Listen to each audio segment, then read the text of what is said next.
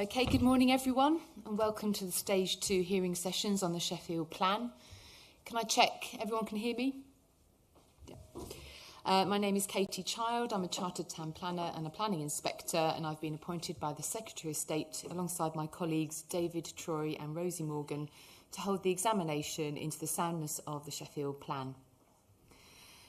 So the Stage 2 hearings this week and in 2 weeks' time on the 7th of October, we'll look at site-specific allocations.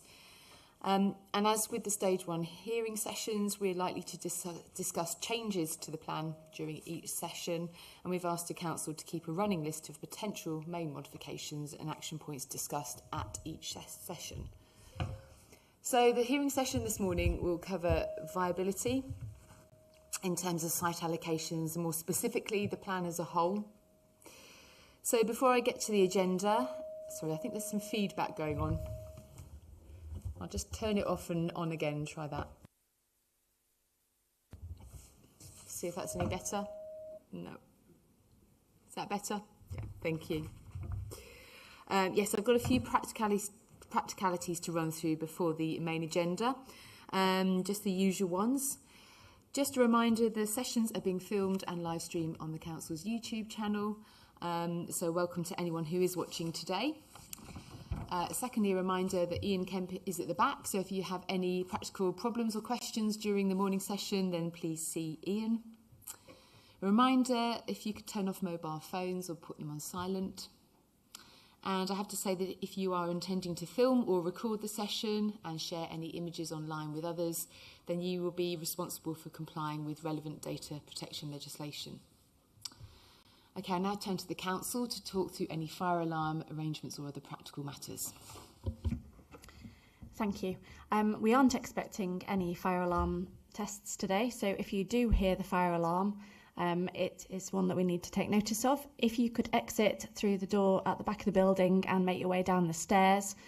If you have any issues using the stairs, please do let us know and we'll make sure that you're safely evacuated. Thank you. Thank you very much. So in terms of how the session will run this morning, we obviously have the agenda in front of us.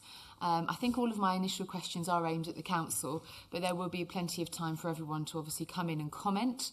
And if you wish to come in at any stage in the normal fashion, then please put your nameplate on its end and I'll bring you in as soon as I can. So the session is this morning only. We'll take a mid-morning break of about 15 minutes at some stage, and then I'd hope to finish by 1 o'clock at the latest.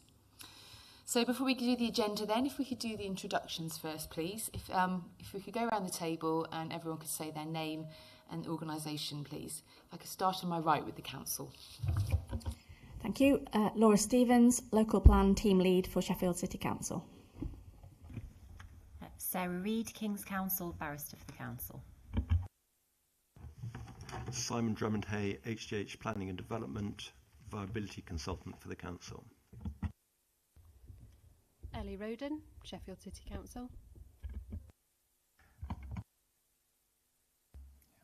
Simon Vincent, Strategic Planning Service Manager at Sheffield City Council. Mike Johnson, Head of Planning at the City Council. Morning, Ma'am. Andrew Rose from Sporforth, representing Strata Homes and Ruler.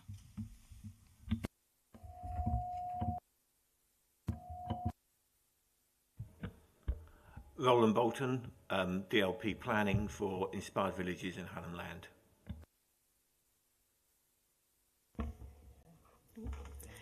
Morning, Joanne Harding from the Home Builders Federation.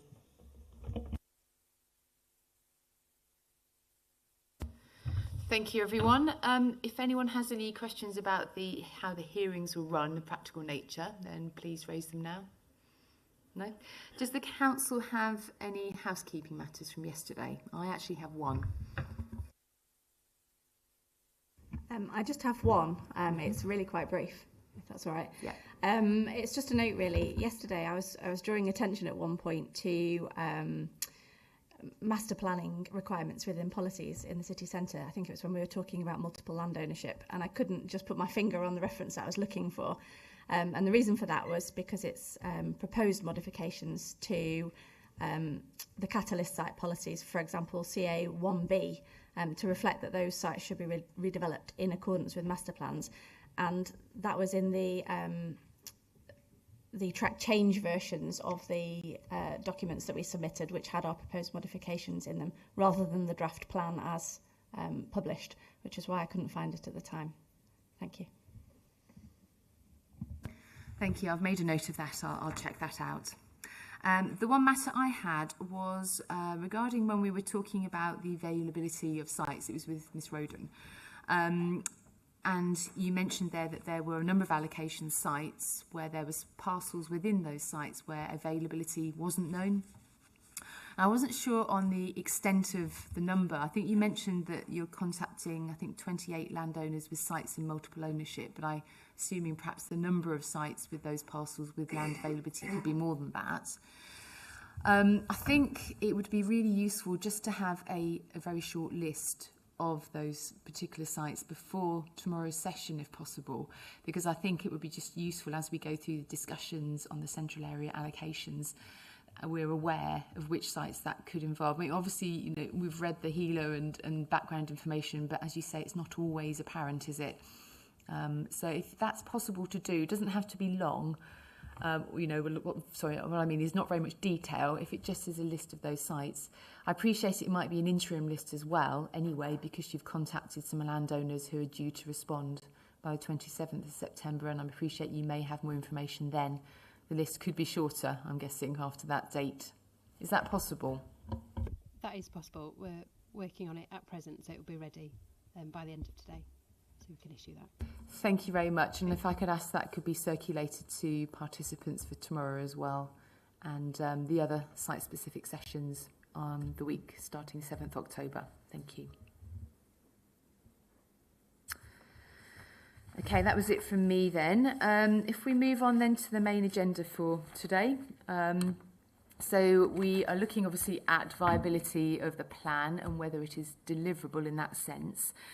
We have in front of us the Council's whole plan viability assessment, which was done in 2022, and that's document reference VI 01 to 03. The agenda this morning, I've split it into 3 sections. The first section looking at the residential appraisals methodology and inputs. A second section looking at residential appraisal results. And then the third section looking at other appraisal work. So I've obviously got some questions under these headings to aid my understanding of the Council's approach to viability testing and some of the key conclusions in that testing work. I'd obviously welcome comments from others around the table. I would say if there's something that you want to raise that's not listed on the agenda, there will be opportunities to comment. So under item 5, if you want to comment on anything to do with the methodology and inputs into the residential appraisals. I'll also allow an opportunity after item 8 to comment, make other comments about the residential appraisal results. And then there's also a catch-all item 11. Any other viabilities that don't come up during the morning can be raised under item 11. So I hope that's clear. So in terms of the first item then, so viability appraisal areas and the selection of areas, I just wanted to check, this is just a quick question really, just to double check my understanding of the table. I think it's table 10.1. And you've got the areas where you've grouped obviously into 7. Sorry, is it Mr. Drummond-Hay I'm looking at here? Sorry, looking randomly at Miss Stevens. But yeah, okay, Mr. Drummond-Hay. I just want to double check that those areas have been selected. Is it on the basis of the house price information in previous chapters? It's a little bit more than that. Sheffield's the council that's got SIL. When SIL was set, higher rates of SIL were set in the higher value areas.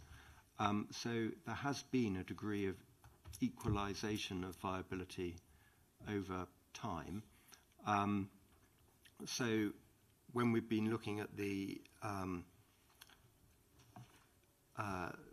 policy areas, it is bringing together both the cumulative impact of SIL and the other policies as well as house prices and the nature of development that's going to come forward in those areas. The peripheral areas are going to have larger and different types of development than the city centre, which also impacts on viability. So it's not just about values. So the grouping is informed firstly by the house prices, I'm assuming, and then you looked also at these other factors, still the type of development, etc., and then you decided the groupings on that basis? Absolutely, yeah.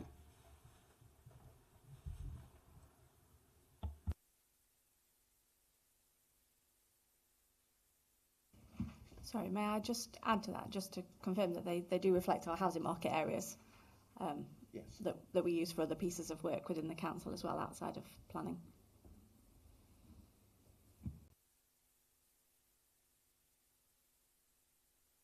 Thank you for confirming that. Secondly, then, moving on to part B, just the relationship to the policy sub-areas in the plan. So these obviously the strategy areas. Can you just confirm to me how they relate to each other? I obviously can see that there's quite a small scale map of those areas after policy. I think it's N3, isn't it, on affordable housing? But if you could just explain the sort of relationship for me, that would assist. Thank you. Yes, so the housing market areas were developed through previous work on housing market assessments and have obviously evolved through that process.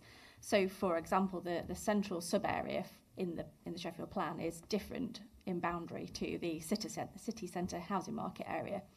And the basis for the development of those HMAs originally was around analysis of areas that share commonalities around their housing market features, and obviously latterly, as Mr Drummond-Hayes pointed out, the areas that tend to share characteristics relating to viability as well.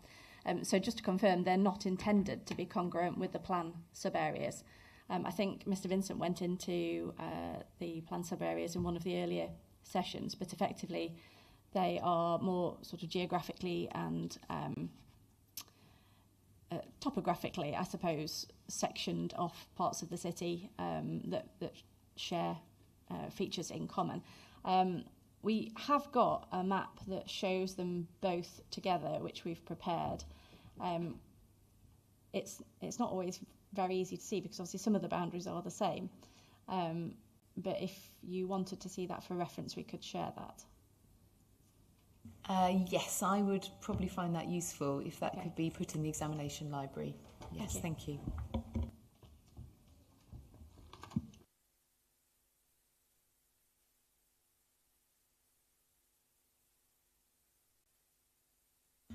Just a quick follow-up question. Those housing market areas, are they shown on the policies map?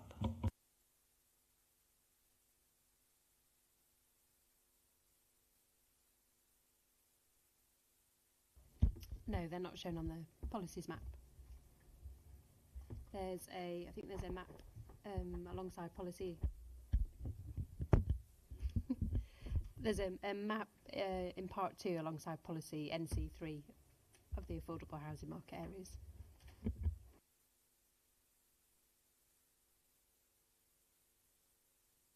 Okay, yeah, I can see that. So they're not on the policies map itself. Thank you.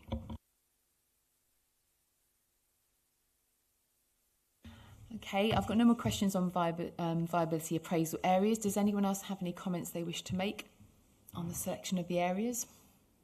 No. Okay. Moving on to item 3 then. So has the council undertaken any sample testing of specific housing sites or testing of strategic housing allocation sites? So these are obviously relating to the 2 paragraphs in the PPG on viability. If you could just give me some information. I couldn't spot anything, but I may have missed it. You haven't missed it. When we...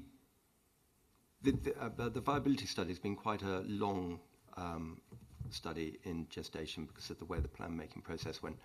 When we started on the report, it was likely that we were going to have to look at some specific strategic sites, perhaps greenbelt releases or what have you.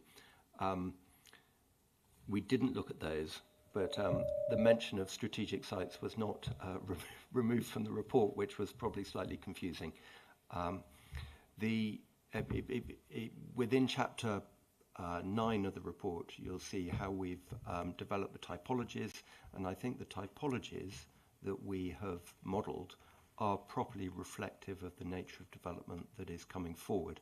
So all of the potential allocations and are reflected within the typologies, and none of them are of such a scale and complexity that they need to be modelled separately. I appreciate that this sort of evidence is often quite commercially sensitive, but do you have any perhaps information provided by site promoters?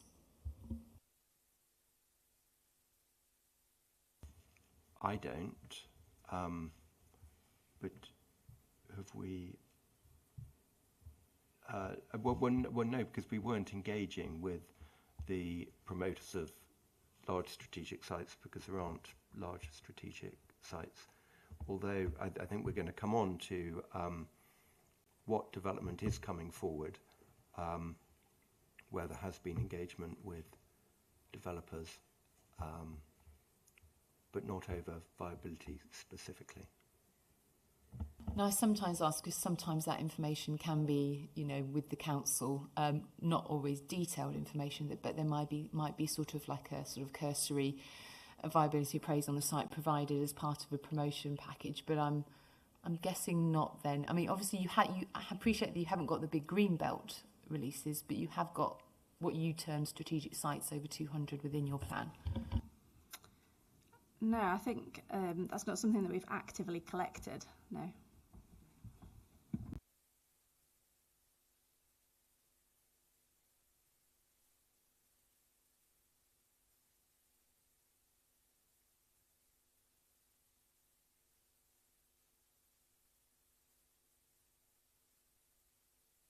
Thank you. Does anyone else around the table wish to comment on this issue?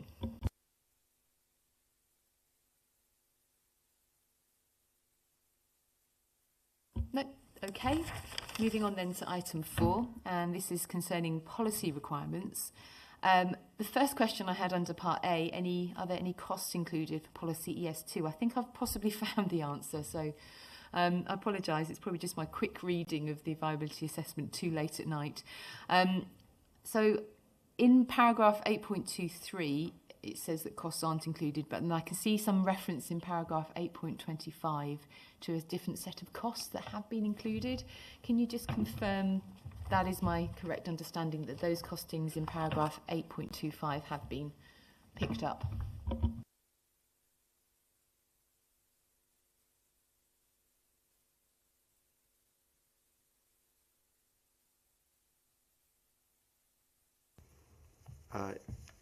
Yes.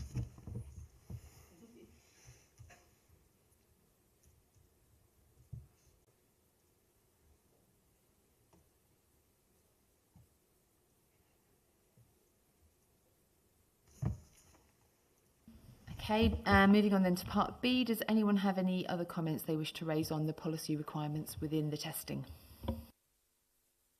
Ms Harding, you're first. Thank you. Yes, I think I drew out in our hearing statement for Matter 8 just an example for in relation to the policy GS7 in relation to trees, where it suggests in the viability assessment that there is limited cost due to the BNG. And my concern here is really that perhaps one tree per dwelling could actually be quite significant in terms of the sites, depending on what BNG provision they have to provide, but also what's impacted their street trees, for example, in terms of the layouts and therefore the density of developments.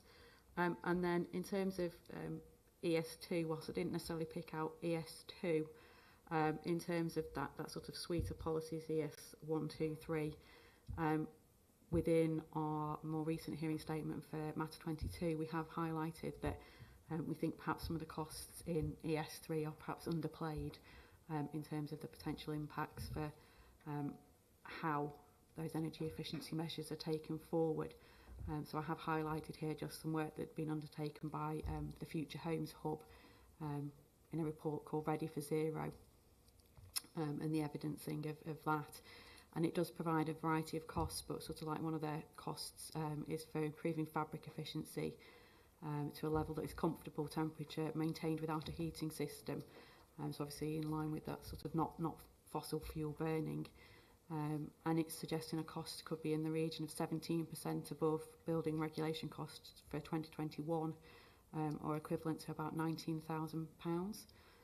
So I have set that out in that matter statement just for your information, but my concerns here are that the figures that are used in the viability assessment, which I think were £5,000, something in that region, were perhaps underplaying the impacts. Thank you. Thank you. Can you just confirm the paragraph number in your hearing statement, please?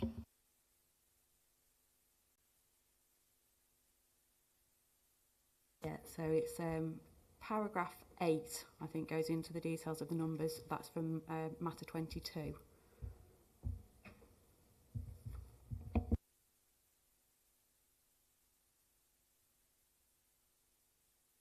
I have the wrong hearing statement. I've got the matter 8 hearing statement in front of me. Okay, so it's matter 22. Right, yeah, it was in one of the more recent ones for matter 22, and I've just highlighted there the potential underplaying of the cost. So it's paragraph 8 of that one. In terms of the tree policy, that was paragraph 2 of the current matter 8 statement.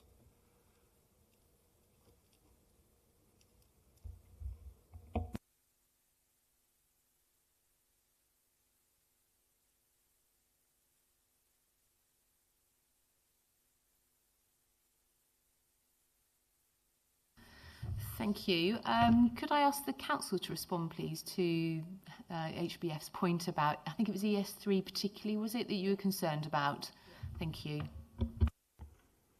I think it's important to look at all these policies together because there is an overlap between them. I'll come back to the trees point, but the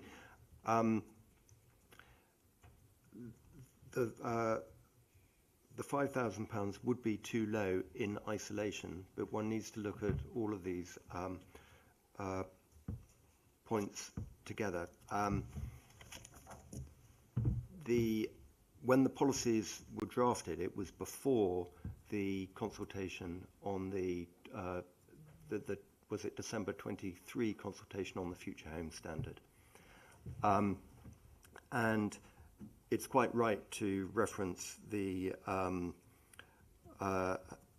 Future Homes Hub report, and we do draw on that in paragraph 8.10.10 of the hearing statement. At the end of the hearing statement, we've sort of brought together some information on how house prices have changed, how build costs have changed, and how national standards have changed. So within that, we've looked at the costs of the different approaches, and rather inconveniently, none of them are entirely consistent with each other. But there have been so many changes. For example, there's the council's policy about on-site generation. As one moves to the Future Home Standard, it's almost impossible to achieve the Future Home Standard without the on-site generation, and that is included, the cost of that is now included within the figures that the government issued with the consultation. The cost of on-site EV charging, it's a national requirement now. In the viability study, we made an allowance of just under £1,000 for that. Under the consultation, that is included within the costs of the Future Home Standard. I think with regard to things like district heating, where we're working elsewhere across the country in places like Enfield and Peterborough and Middlesbrough and Sunderland, I always get in trouble for getting Middlesbrough and Sunderland muddled up, which is a terrible thing to do. But in all those places, they have systems similar to the Sheffield system. And it's commercially sensible to connect into the district heat network because it makes it easier to achieve the overall target. So we did debate about whether or not it was necessary to mandate the connection to district heating type systems. Our experience is that where they're available, developers will connect to them because it is the commercially sensible thing to do. So I think all the costs are covered. At the back of towards the end of the hearing statement, I think the final table, which is on page 18, we set out the additional costs of the different standards, and I think we're comfortable with those, or we are comfortable with those.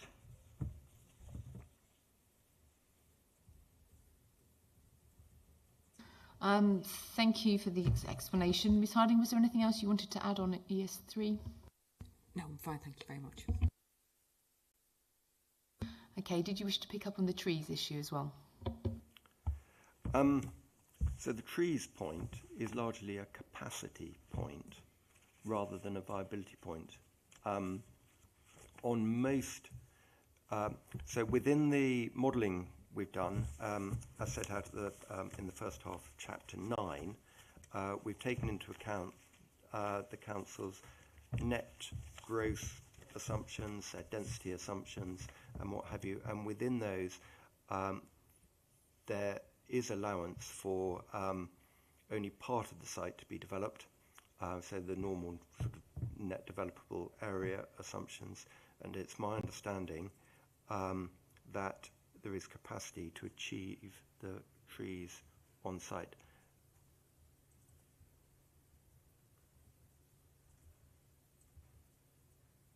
The cost of the tree is modest.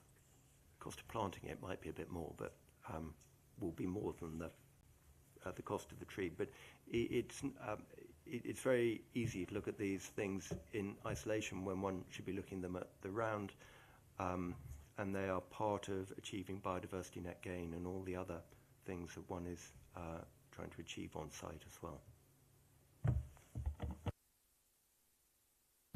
Thank you very much. Mr Bolton.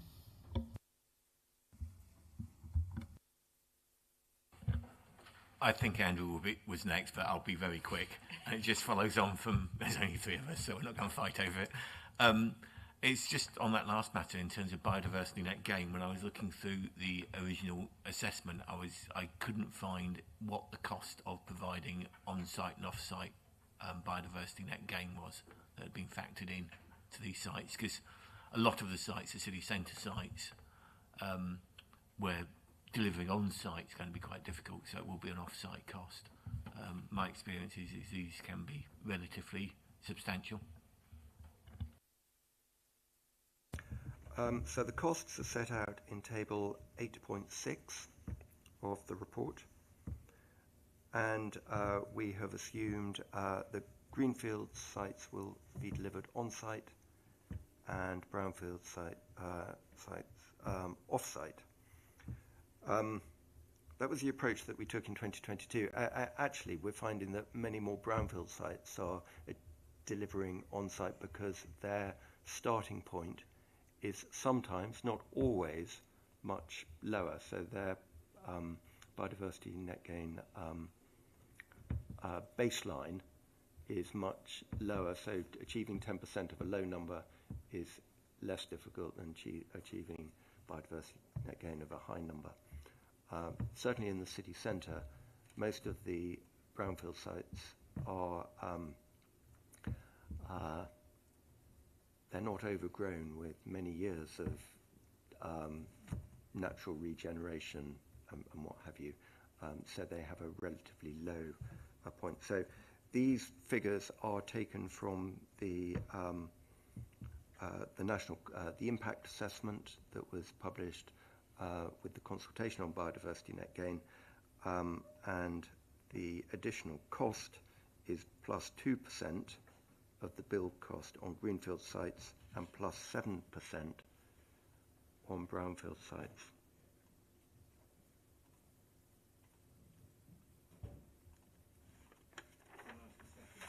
Yes, please. So that what you've done is you've used 2017 base costs per hectare, and then work that out as being percentage of build costs, and then applying the percentage of build costs to the development.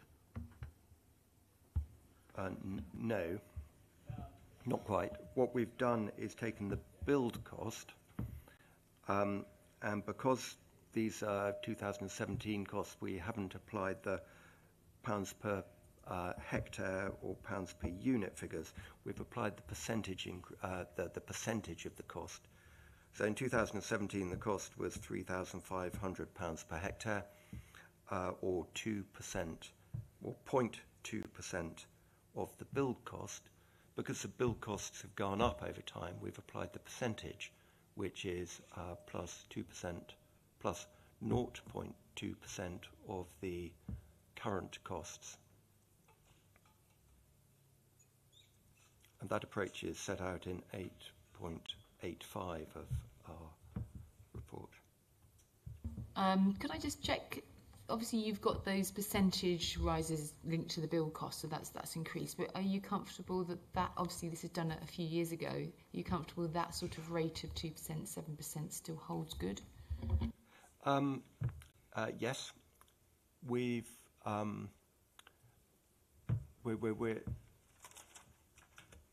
just doing some work for Portsmouth Council. Portsmouth is quite different to Sheffield in that it's basically an island, but in terms of the nature of the city centre, there are some similarities between it. And they've just done a big review, and they reckon that over 70% of their brownfield sites can achieve their biodiversity net gain on site. And the cost assumptions that are used in the viability study, which were these costs, were certainly adequate and possibly overstate the cost, because the starting point is so low on the brownfield sites.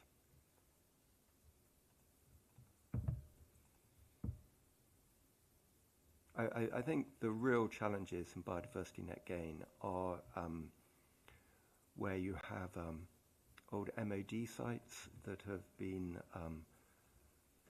in effect managed for biodiversity net gain for the last 20 years or since the Cold War, and it's very difficult to achieve on those.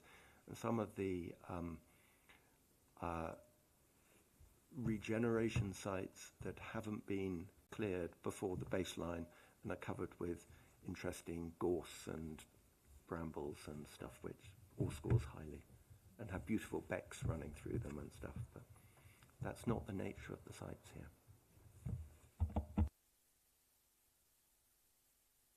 Thank you. Mr. Bolton, any other questions? Mr. Rose, thank you for waiting. That's fine. Thank you, Mum.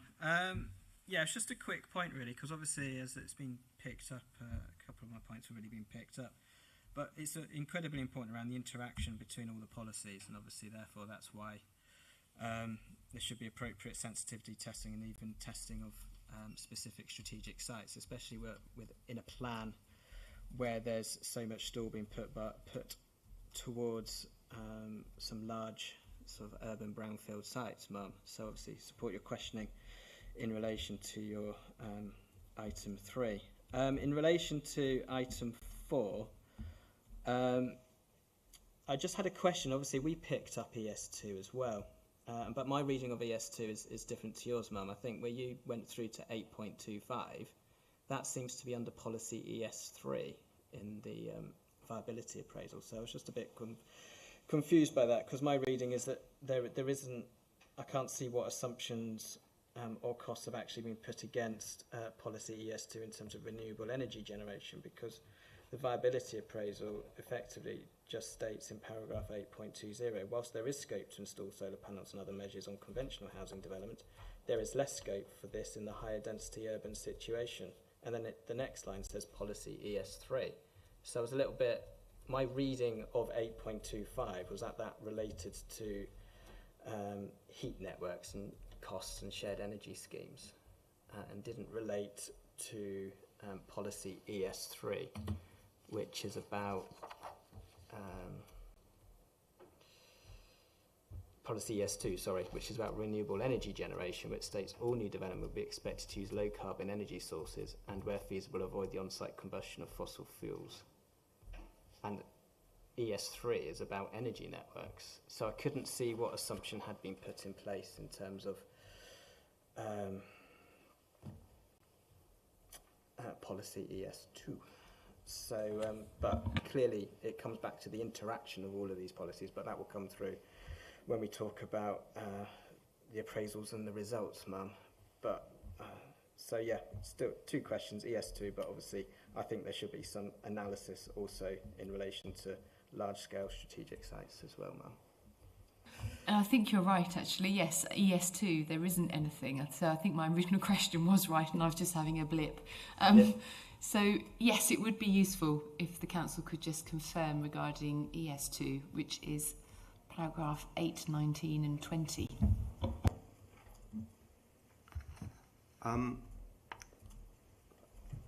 If I could draw your attention to that table we looked at a short while ago towards the end of the Council's hearing statement on page 18. To achieve current building regs, Part L of building regs,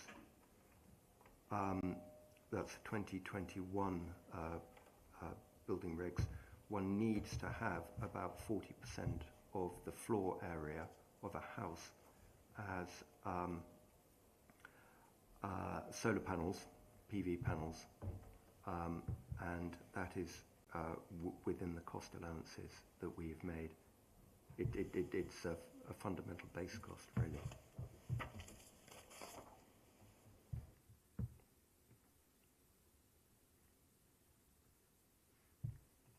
And then that's carried forward into the future home standard, option 1, if that was adopted. If they went for option 2, you could drop the requirement, but that seems unlikely.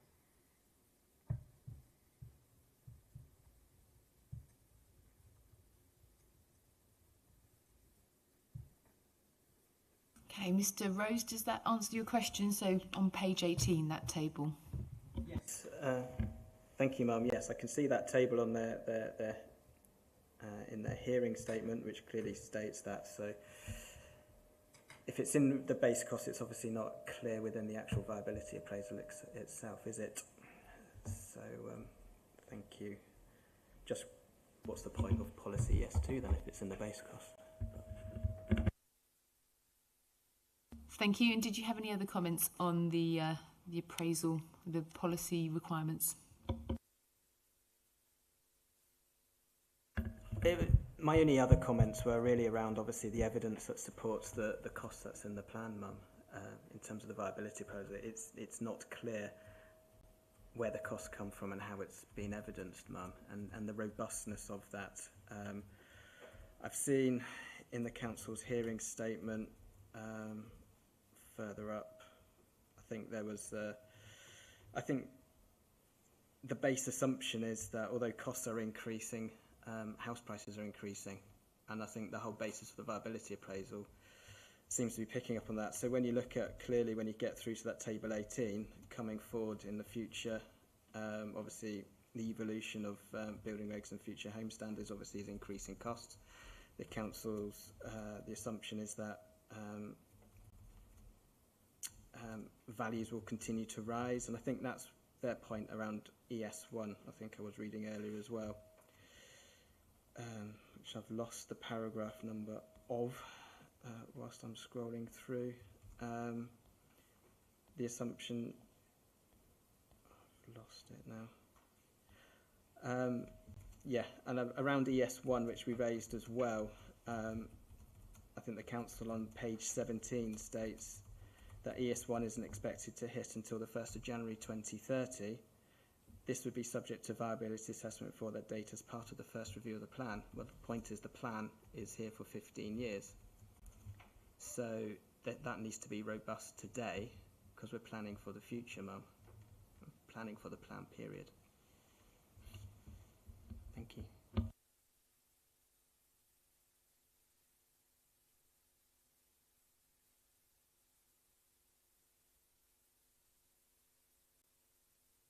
Okay, thank you. So could I just get the council to respond on ES1 then?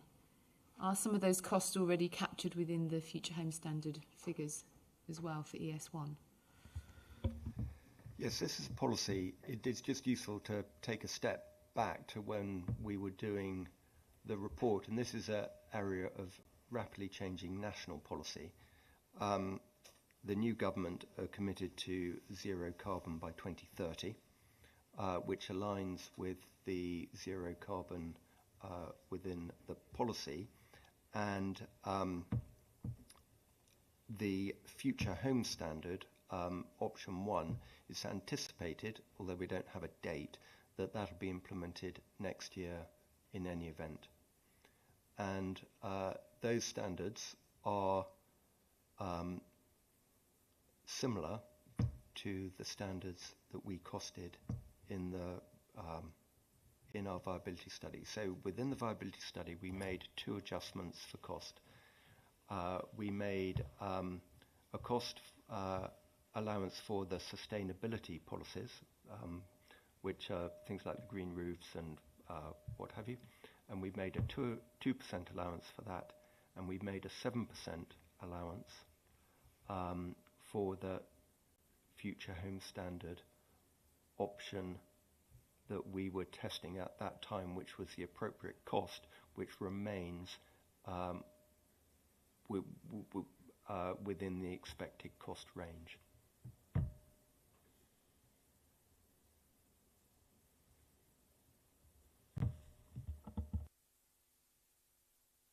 Okay, thank you very much.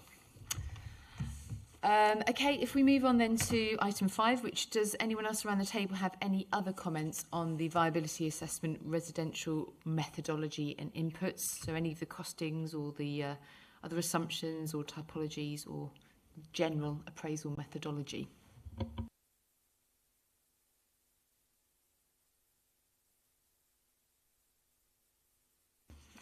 Okay, thank you very much. Let's move on then to the second section of the discussion, which is the residential appraisal results in front of us. So firstly, just picking up on which are the key ones that I should be looking at. So obviously we have the baseline results, which form the basis of the main part of the viability appraisal report. Now, just to confirm my understanding, they're based on the current affordable housing percentage, not the emerging. Is that correct?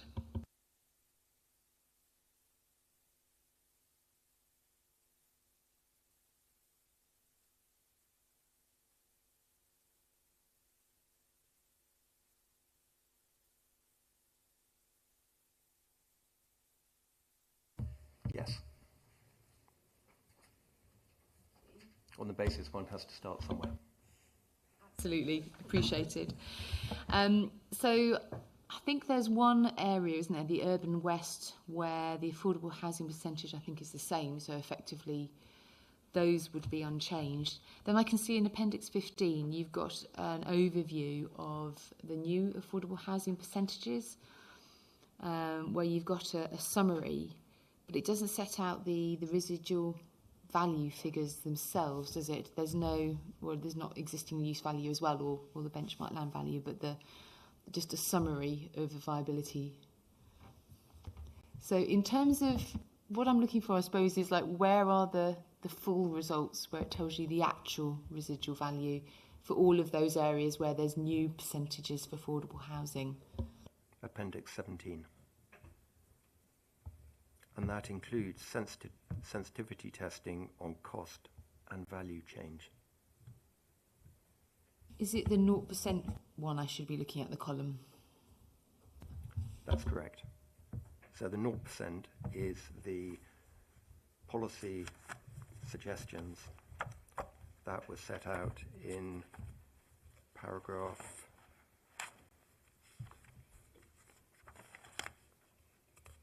10.64.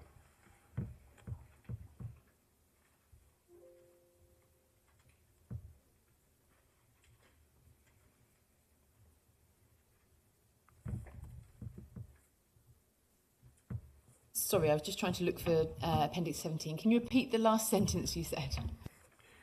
So the appraisals in Appendix 17 are subject to cost change and value change based on the policy requirements set out in paragraph 10.64. And there are just a couple of things that it would be worthwhile me pointing out on that, on the policy requirements.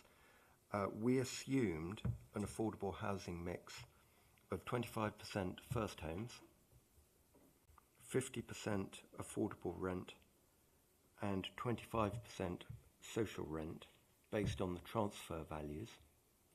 So those are the council's draft transfer values. The actual policy that's in the plan is more flexible than what we've tested.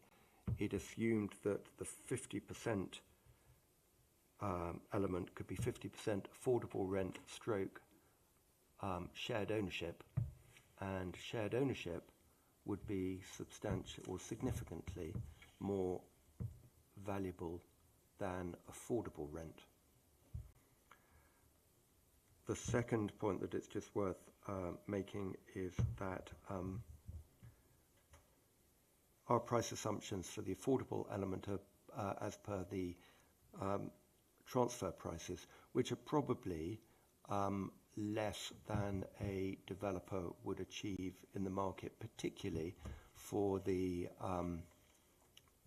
shared ownership element, where we've assumed 60% of market value, and we would expect them to be 70% or even a little bit higher. But it was, at the time, it was right to use the transfer values because there's an SBD being prepared which was going to embed those transfer values within the sort of wider policy environment.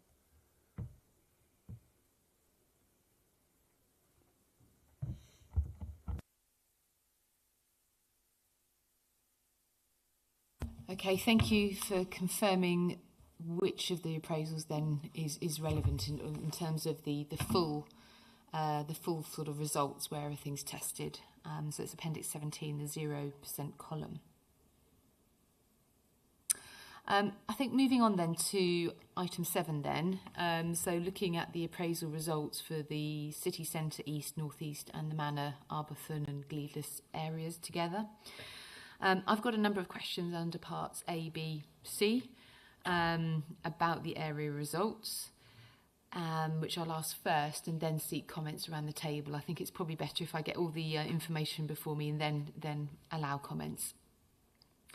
So part A then, is the level of development plan for these areas deliverable and justified, and does it represent a cautious approach as recommended in paragraphs 10, 14, 16, 18 in the viability assessment?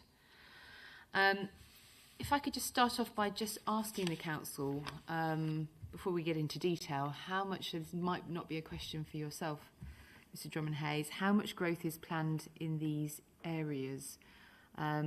Because they obviously don't align fully to the strategy areas, sub-areas within the plan, I wasn't entirely sure how much growth is planned in those particular areas. So that's the allocation sites and I guess also the broad locations for growth as well. Yes, that's right. I've done we've got some analysis around the allocations here, and that's updated to look at the plan period capacity based on the most recent trajectory that we submitted to you. So taking, taking the east, Manor, Arborthorne and Gleedless and the northeast together separately from the city centre, the total capacity on allocations in those areas is 4,088. It's worth noting that a large chunk of that has already got planning permission or is either under construction or has been completed. Would you like those figures reading out, or would you prefer them on a table? So of those sites in those 3 areas, 49 of those allocations already have planning permission, which sorry, this does include the city centre, apologies.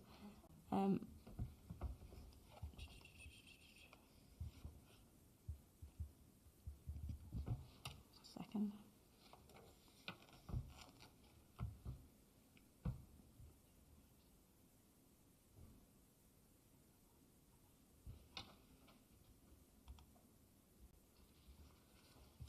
Bear with me one moment, the number doesn't look quite right.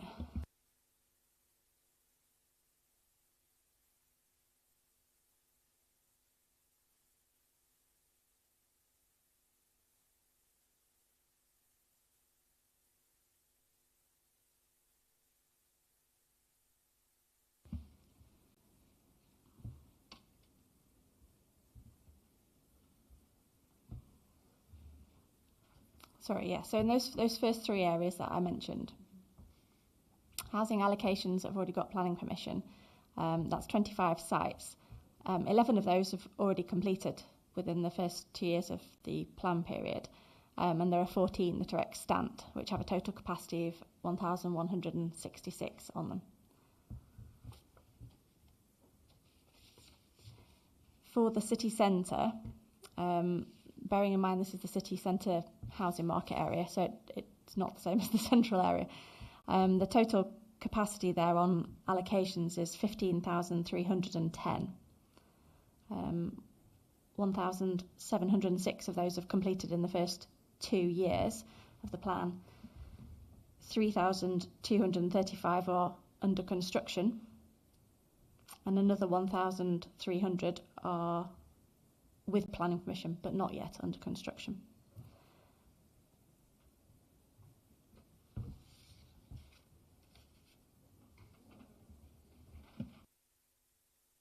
Thank you for that.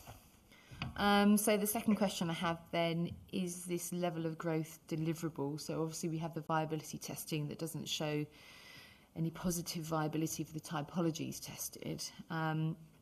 There's a fairly large percentage of development that has just been quoted that would be located within these areas. So effectively my question is this approach cautious and conservative as advised in the viability assessment? So the viability assessment advises caution and the need to, quoting here, properly understand when specific sites may actually be delivered. Yes, thank you. I will try to take it slowly because obviously there's a lot of sites and a lot of numbers. And again, keeping the east and northeast and Manor, Arbethorne, Gleadless separate to the city centre for now because there's a slightly different narrative there. So yes, I would confirm that we do believe that we've taken quite a cautious approach here in terms of looking at the sites that are going to come forward in these areas. As I've already set out, we can provide this analysis during the break, if you like, by the housing market area, sub-areas, just to make that clear.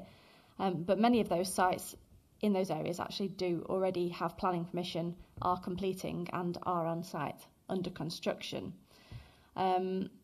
In terms of overall deliverability, what we've looked at is the proportion of supply as well as when we've estimated them coming forward in the trajectory and the types of mechanisms that are being used for delivery. And part of that obviously does relate to what ownership those sites are in. So thinking first about the 3 sub-areas that are not the city centre, which you asked about. First of all, I think it's really important to note that the delivery that we've put in the trajectory for sites in these areas is spread across the entirety of the plan period, with the bulk of that coming in that mid-section of years 6 to 10. But it's also important to note that we're not necessarily expecting the markets to change substantially in those areas, partially because a lot of those sites are coming forward with support or via regeneration mechanisms. In those 3 areas mentioned, they are largely council-owned or publicly owned sites rather than open market sites. Some are within the Sheffield Housing Company programme, which I can give you a little more detail on. Some are within the council's stock increase programme. There are also some regeneration sites around the Attercliffe area, which falls in the East housing market area, which are being brought forwards on the open market, which I'm sure we'll go into more detail in the sub-area discussion, but it's worth noting that that's quite a substantial, well-supported regeneration project. So just to give you some examples, in Manor, Arbourthorne, Gleadless, there are 10 sites, of which 8 are in public ownership, public sector ownership that is, being sold either directly by the council to a developer selected for delivery, or readied for marketing by the council for delivery, or being delivered through the Sheffield Housing Company. And I don't know if you want me to explain what that is, or if you're already aware of that. That'd be useful just to give me a brief summary. Thank you. Yeah, so the Sheffield Housing Company, it's a joint venture housing and regeneration company involving a partnership between the council, Keepmoat and Great Places, where land is provided by the council, with development, sales and estate management provided by the development partners. Keepmoat's contractual position as the developer on those sites ensures that there's a greater level of certainty around speed and delivery. And there's actually quite a strong track record of delivery already on those sites since the inception of the housing company, with a number of sites complete and others under construction. It's worth noting that some individual housing company sites have been in receipt of Homes England funding to enable development, and we've set that out where it's appropriate in various documents over a number of years, including Appendix 2 of our 5-year housing land supply report, where those sites are included in the 5-year supply. And again, that provides additional certainty that the sites are able to come forward according to those agreed programmes. So that partnership is, oh, my screen's gone dead, is bringing together sites in the city, and does cover a number of the sites that are within the sub-areas that I'm describing.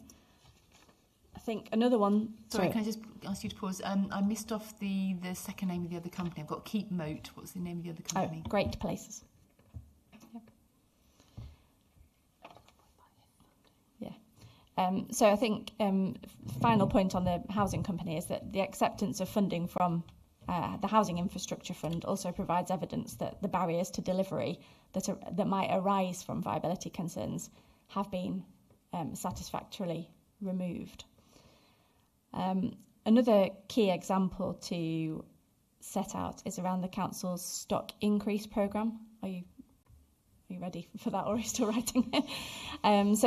So effectively, off the top of my head, the stock increase programme is a fairly new approach whereby the council is enabled to borrow against the housing revenue account to fund new social housing delivery. Schemes is factored in an entirely different way, because effectively the borrowing is against future rents on those homes and it's delivered on council land. So sites that fall into that category, again, I suppose the point that I'm trying to make is that they fall within a delivery mechanism that is out of the sort of the open market field. It is still worth noting that there are private sector sites within those areas. So in the east area, I mentioned Attercliffe Canal Side, which is being delivered by Situ, and that's currently going through a process of gaining planning permission, hopefully, with a degree of support from the regeneration team and the council who've been involved in land ownership. What's the word? Assembly. That's the one. Land assembly work in that area, and also working with partners to ensure deliverability of that, which is not unlike the catalyst sites that we're looking at in the city centre, in that there's an initial scheme that will be brought forward with the intention of then catalysing the sites that are around it. There's also a cluster of sites in the East housing market area which actually fall much closer to the city centre on Rutland Road, which is near Neepsend. In fact, their site allocation references begin with the KN reference, which is common to the sites around Kelham and Neepsend, that are being promoted by their landowners, and we would expect that they would see the benefits of continued regeneration in that area. But I suppose going back to my point at the beginning around the trajectory of sites in these areas, we feel that they are quite comfortably consistent with the assumptions we've made around the mechanisms for delivery on those sites and realistically when they're likely to come forward. But bearing in mind that many of them are outside of the normal sort of viability expectations because of the mechanisms. Can you give me the, you quoted a few examples there, can you give me the site reference numbers? I think there was a site in Attercliffe, you mentioned there was a private sector site that was coming forward. Yes, so examples there would be ES 22 and 28. You mentioned some east sites off Rutland Road. I did. They are KN 18, 34 and 35.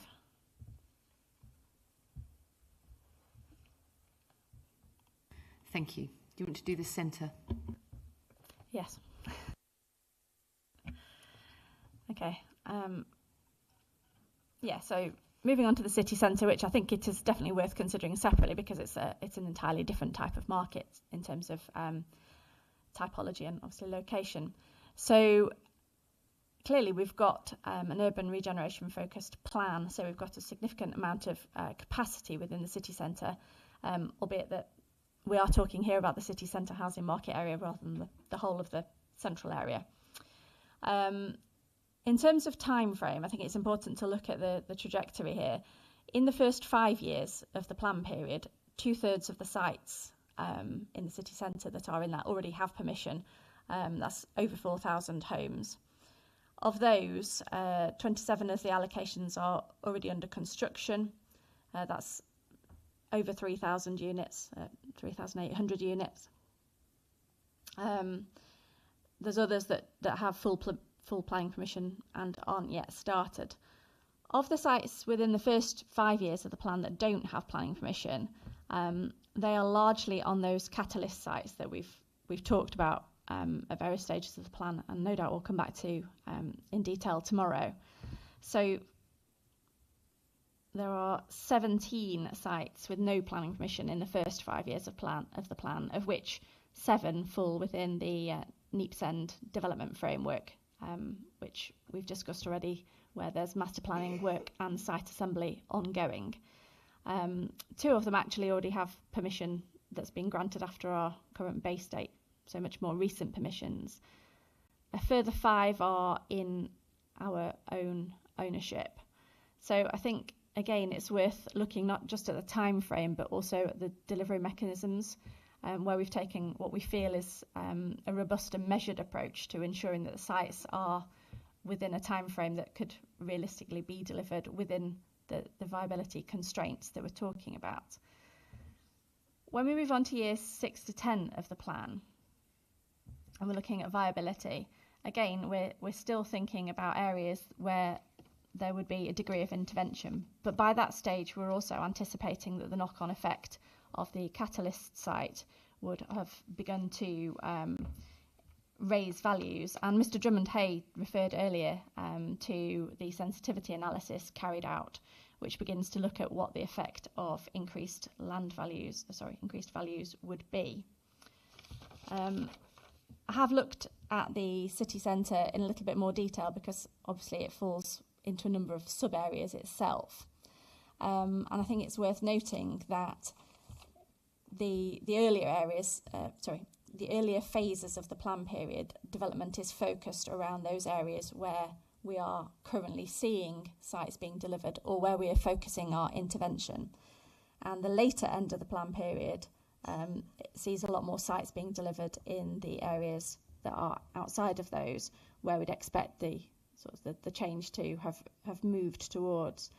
So, for example, the heart of the city, which includes part of the Moorfoot master plan area, sees considerable investment and site acquisition taking place in and around the Moorfoot Priority Neighbourhood Framework area, and therefore sees most of its capacity coming forward in years 6 to 10 of the plan, when that has been able to start taking shape.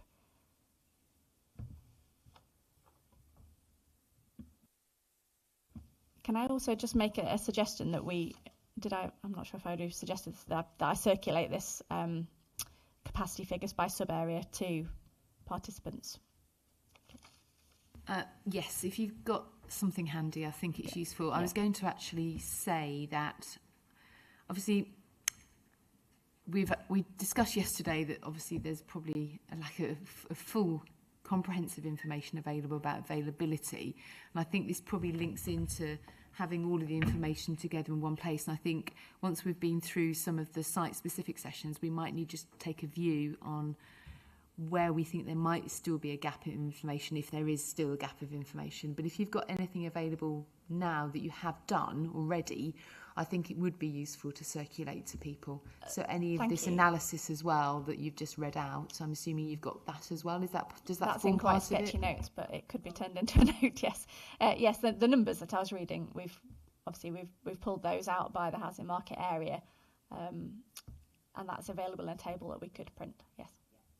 Okay, so I'd say yes if it could be available, just placed in the examination library. I think you've read them out to us around the table, that's fine, but if it's available now to put in the examination library, then that could be done today. Thank you.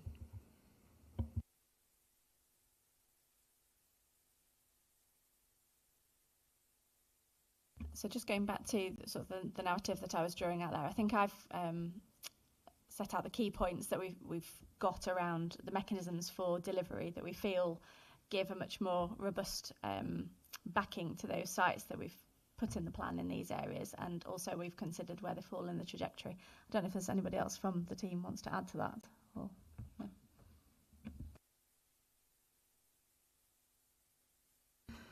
no.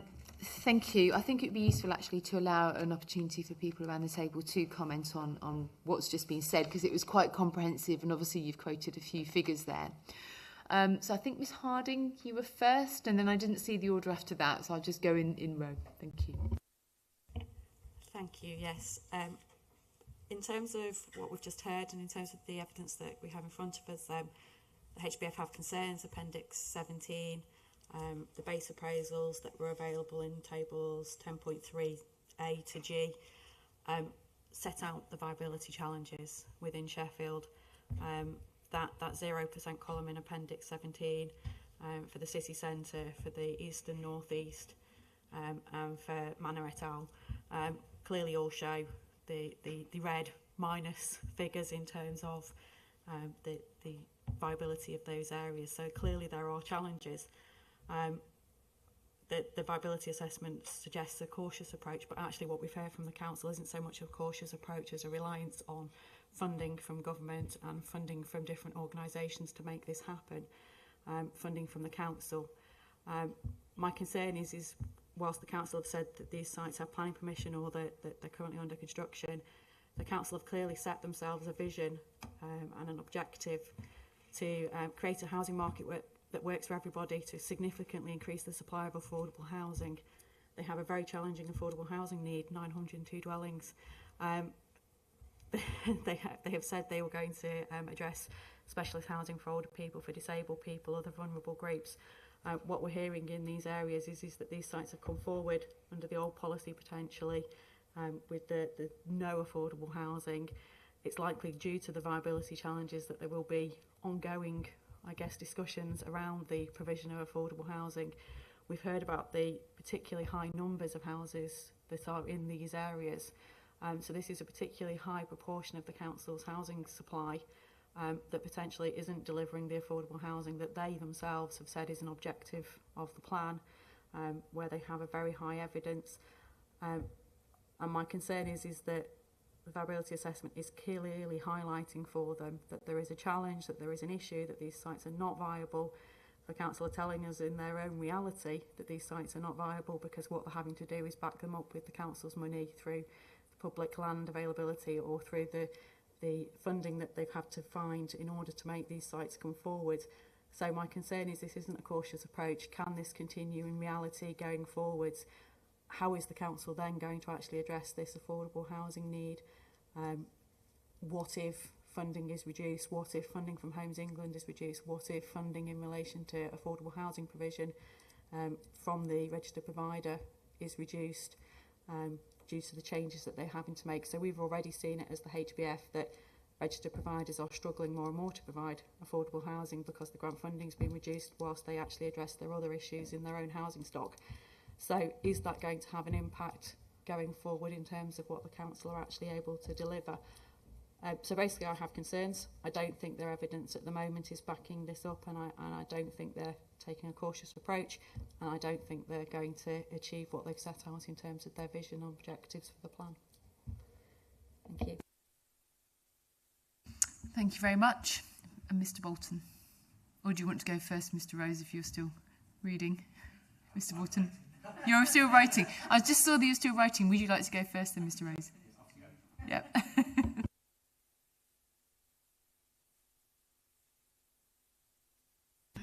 Thank you, Mum. Yeah, just a couple of quick notes, really, that I was just written down whilst intensely listening there. I think one of the things we need to reflect on, obviously looking back to the stage 1 hearing sessions, is this is a plan that's not meeting its actual identified needs. This is a need of... These numbers that are being read out are actually on the reduced numbers that the council have put forward in the plan on this urban capacity, urban regeneration approach. So I think that just escalates the concerns, I think, about actually meeting the housing need of Sheffield per se, not just on actually delivering these sites individually.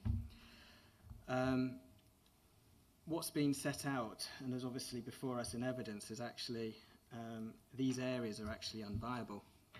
And similar to what Ms Harding was saying, is that the only way that these sites are actually being brought forward is actually through different mechanisms out there. Obviously, quite a significant proportion of either public sector controlled land. Obviously, that's only got a limited supply, or through other mechanisms itself. That leads to questions, and I think that were raised during stage 1, and I appreciate this afternoon's housing needs session has been moved, but clearly one of the things I think that was mentioned that needs to explore is obviously how that's being tailored in terms of the broader delivery of housing, in terms of the housing mix and actually meeting those areas of need actually of Sheffield itself. So it's not just a large proportion of affordable housing or social rent or what have you, what other things come alongside of actually getting, funding from government and implications in that respect. So it's not all tend to be open market housing. This could actually be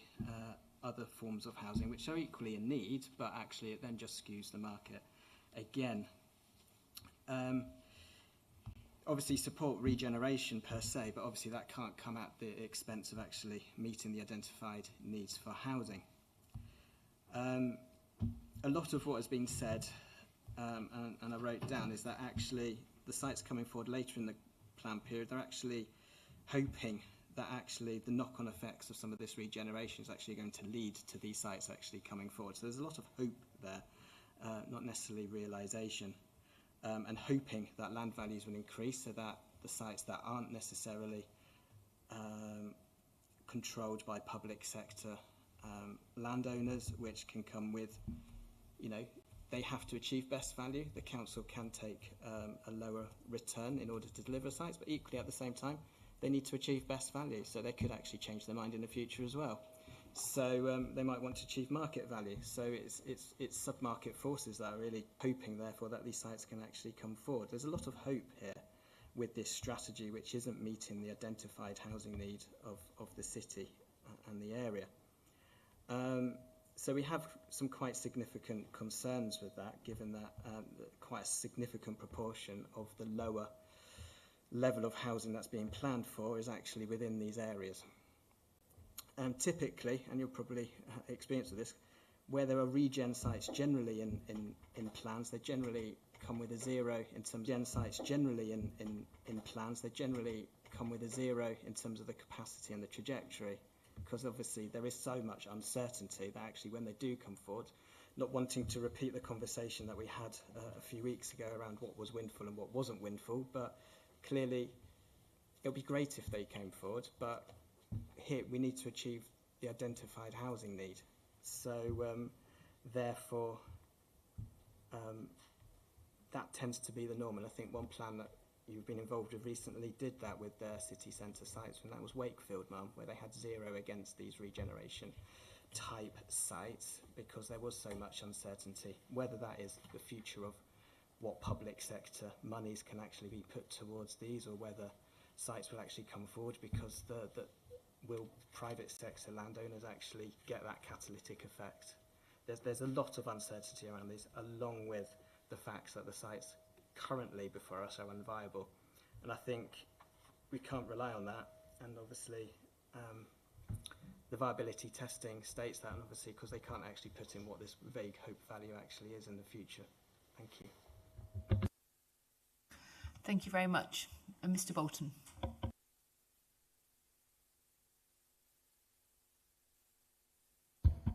Thank you. Thank you. I mentioned this yesterday, and it's the same today. A plan is meant to be sound on the date of submission. On the date of submission, the evidence that was submitted was that a vast number of sites, in fact the majority of sites, were deemed to be unviable by the council's own evidence. Now, I would have thought that would have been a red flag right at the beginning not to proceed with the plan. And I still find it amusing or bemusing that we have progressed with a plan with such a fundamental problem at its base. It's not the only one, as you know from my own submissions. But what you've heard today is a verbal response, a very generalised verbal response. And I think that's insufficient for you to conclude anything other than that the sites are not developable. What you've heard is references to funding, to, if you like, different frameworks, and the vague role of, if you like, the city council and how it might handle the disposal of its sites. Now, I've done 5-year land supply in Sheffield for a number of years, and what is clear is that the city council's projections on when they think sites are going to come forward is optimistic, to say the least, and that is dependent upon the capacity, if you like, of the developers who are trying to promote those sites, the difficulty of those sites, and indeed, if you like, the viability of those sites. And if you've listened carefully to what you've been told, most of the sites in most of the areas, which is again the majority of the sites that make up the supposed supply, are dependent upon some type of intervention or funding. So you need to be, and not just for the first 5 years, actually that's true for most of the sites in the first 10 years. We've set out, just for your, as a summary, the sites and capacities in Table 1 of our Appendix 1 of our submission on this matter, where we think the Council's viability assessment takes you. And you can see on most of that, for pages and pages of that, the sites come back as being not viable. To move away from that assessment that's been given to you, I think you need something else in writing on each of those sites to demonstrate that there is a potential of viability coming forward. In doing that, one thing we've got to be clear of is the impact of government changes coming forward. We've already alluded to these and the fact that to some extent one could duck this particular ball and say it's going to be subject to an immediate review anyway, so it doesn't really matter what gets approved. I think that's a substantial waste of time and effort, and my my view would be, given the evidence on this and other matters in terms of their approach to the green belt and indeed the overall undersupply, one ought to find the plan unsound now and start a review now, because that's certainly what's going to need to happen anyway. But if you are going to decrease in first homes, which is a element of the forthcoming policy, will have an impact clearly on the viability of these sites. In addition, there are the biodiversity net gain we've talked about, and the need for funding, I think, is essential. You need to know how each of these sites is going to be made viable, where they're not viable at the present time. If it is just one or two, you could do what my colleague Mr. Rose suggested, which is just leave them in as sites, but don't count anything towards them. But you can't do that, because these are the backbone. These are the essential sites to come forward to deliver the 1 and 2 bedroom apartments that the council tell you the city needs.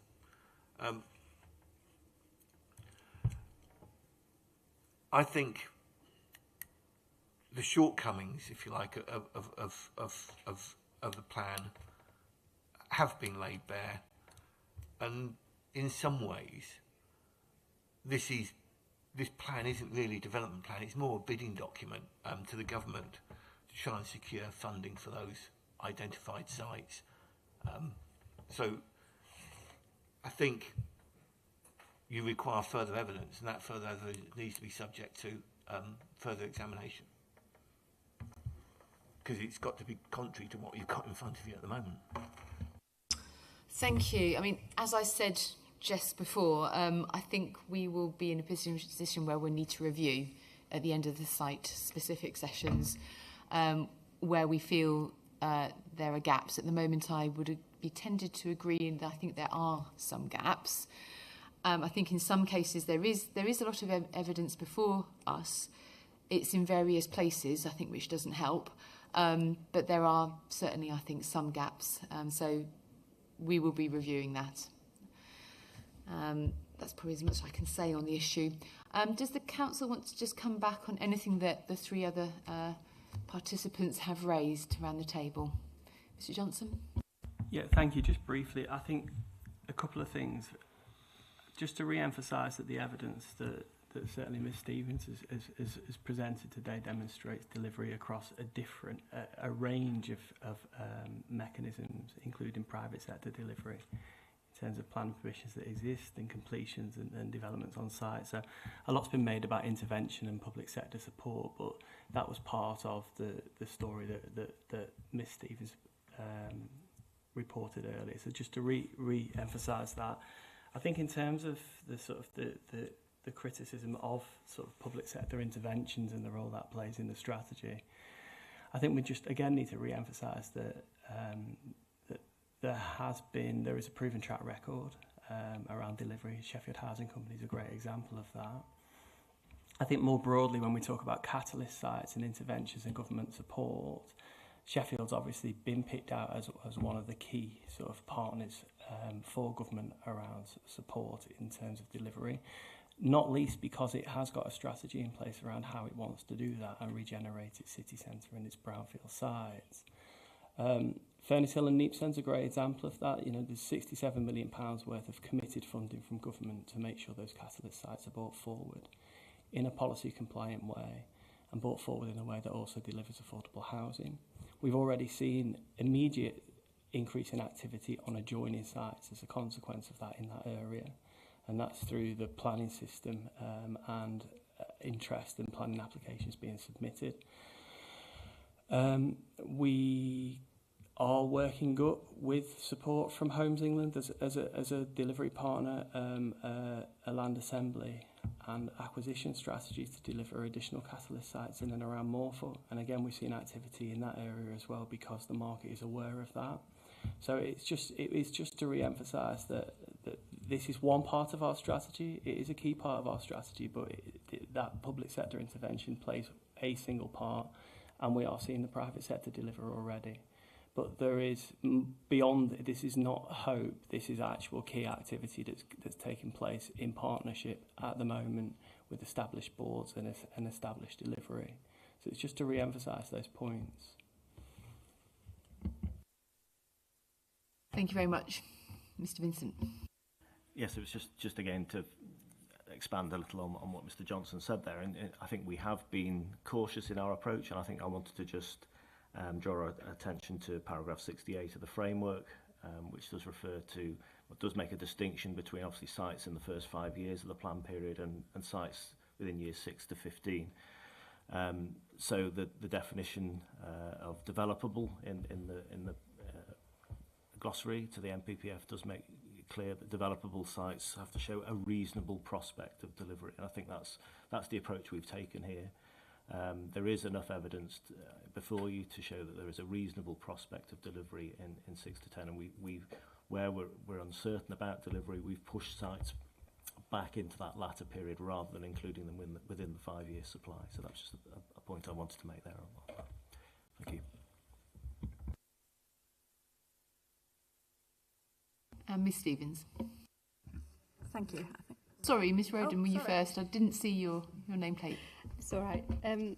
Just to build on Mike's point about city centre, so as published in the latest housing trajectory, just to give a bit of context, in terms of completions just finished in 23-24, the city centre proportion was 57% of our completions were in the city centre across 16 sites. So that is up on the previous year where we had 702 completions in the city centre. So just to reiterate the point, we are seeing development being built in the city centre, and that's reflected in our completions. Thank you, Ms. Stevens. Thank you. I won't go on too long because I think I've spoken enough, but just in summary, my colleagues have covered sort of the absolute critical nature of ensuring delivery on regeneration in the city centre, but I suppose I just wanted to bring it back to those suburban areas that we were talking about, North East and the Eastern Manor and Gleadless. The sites in those areas, irrespective of the Sheffield Plan, need to be delivered and will be delivered because there are parcels of land there set aside for building homes that ensure that those communities remain vital areas where people want to carry on living. And I think, irrespective of comments around hope value, and what mechanisms might be in place, those sites need to be delivered and are being delivered and will be delivered over the plan period. Thank you for that. Mr. Johnson, do you have another comment? You have your nameplate up? No? Okay. Mr. Bolton, do you have a further comment to make? Yes, just on the fact that this plan should be evidence-based, so if people are making verbal statements that aren't covered in their submission on this matter, they need to be made in writing, so that others can see that and challenge it. And I think you said you're going to be asking for that. It's interesting, the council's approach is when they have questions about when a site whether a site could come forward, they don't take it out, they just move it back. The definition of developable actually concludes with the words and could be viably developed at the point envisaged. So that's your test, is you have to be clear that there is evidence that these sites can be viably developed at the point envisaged. And it sounds as if I'm arguing against the redevelopment of these brownfield sites in the city centre and elsewhere. I'm not. What I'm arguing for is that a plan should be sound. And to make that plan sound, one, I think you need a higher housing number anyway, but two, it needs to provide for a range of houses, which certainly the present strategy doesn't, because it's put all its eggs in one basket, and that basket happens to have a hole in it called viability, and everything's just falling out the bottom.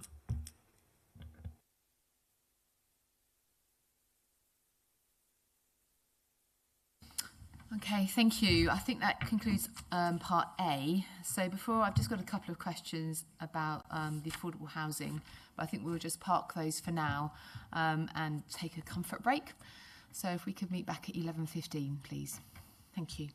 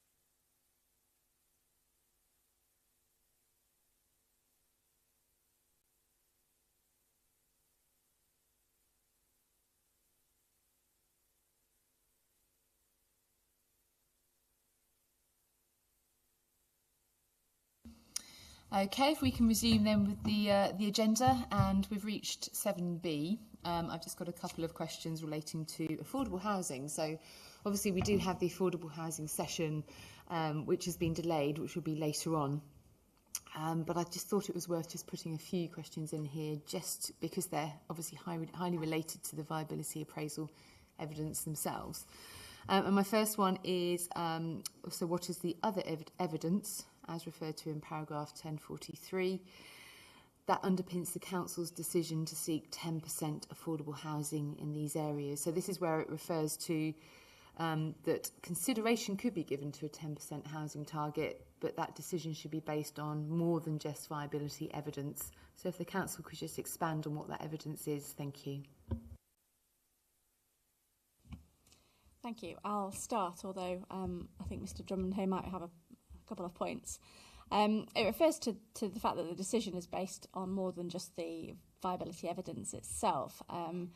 Certainly in relation to pragmatism, we expect that obviously every site is unique, and as Mr Drummond-Hay has already pointed out, the viability assessment itself takes quite a cautious approach around values and also around the inputs in terms of delivering affordable housing, those transfer prices.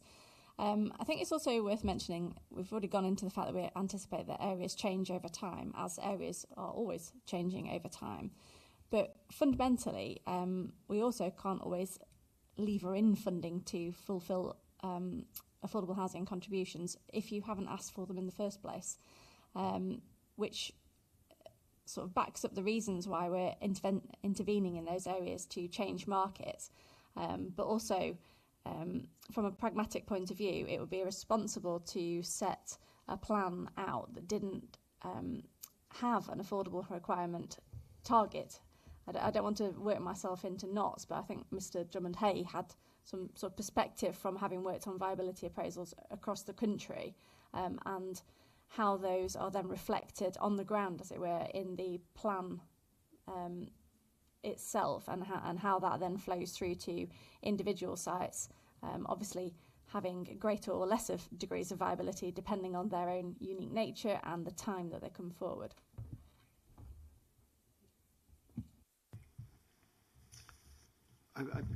Can I just take half a step back before we talk about that? This is a local plan that is not asking for reams and reams of policy requirements. The environmental policies are aligning with national policies, and the accessible and adaptable standards, all these sort of small policies which all add up to something, are very much in line with national standards. So this isn't a council that is sort of going all out for everything at this stage. The approach is, I'm almost loath to use the word cautious again, but it is a cautious approach, and it's a moderated approach. When it comes to the 10% affordable housing, where did it come from? Well, the MPPF, paragraph 66, talks about 10% of the total number of homes to be available for affordable home ownership. And so that's a fundamental policy that should apply across all development in the plan. And I'm firmly of the view, and every local plan hearing we've done across the country since 2018, when that came in, I think it was, has been prepared on that basis and has always been carried into the plan. I think it's really important to appreciate the nature of the Sheffield market, where values do vary by area. So the southwest of the Sheffield City Council area has higher values than, say, the city centre. But really the greatest driver of the difference in value is the situation of the site. So if it's a nice site with nice neighbours, looking at a nice view and what have you, the values are tremendous. Where it's a grotty site with grotty neighbours and an area of being less on the roads, the values are, I mean, to use a very technical word, pretty rubbish. And that's not really a surprise. The reason for the 10% of affordable housing largely came from this, one, the requirement to have 10% affordable home ownership as per paragraph 66, but also from where we're working on HIF bids and funding bids for other councils, to be able to, when the grant bid is being judged, is it going to deliver affordable housing? Is one of the questions. And if you can't ask for affordable housing, you're never going to achieve that. You're never going to be able to, I was going to say tick that box, but that makes makes it sound as if it's a very process-driven point. But it is important to be able to deliver all the requirements that Homes England and organisations like that are looking after, and it's what they're after. And it's also important to appreciate that much of this land is in a degree of public ownership or public control, and therefore the fact that there is 10% affordable housing is going to be reflected in the price. So when it comes to achieving best value, as we heard about earlier, that's best value in a policy situation, in the current policy context, not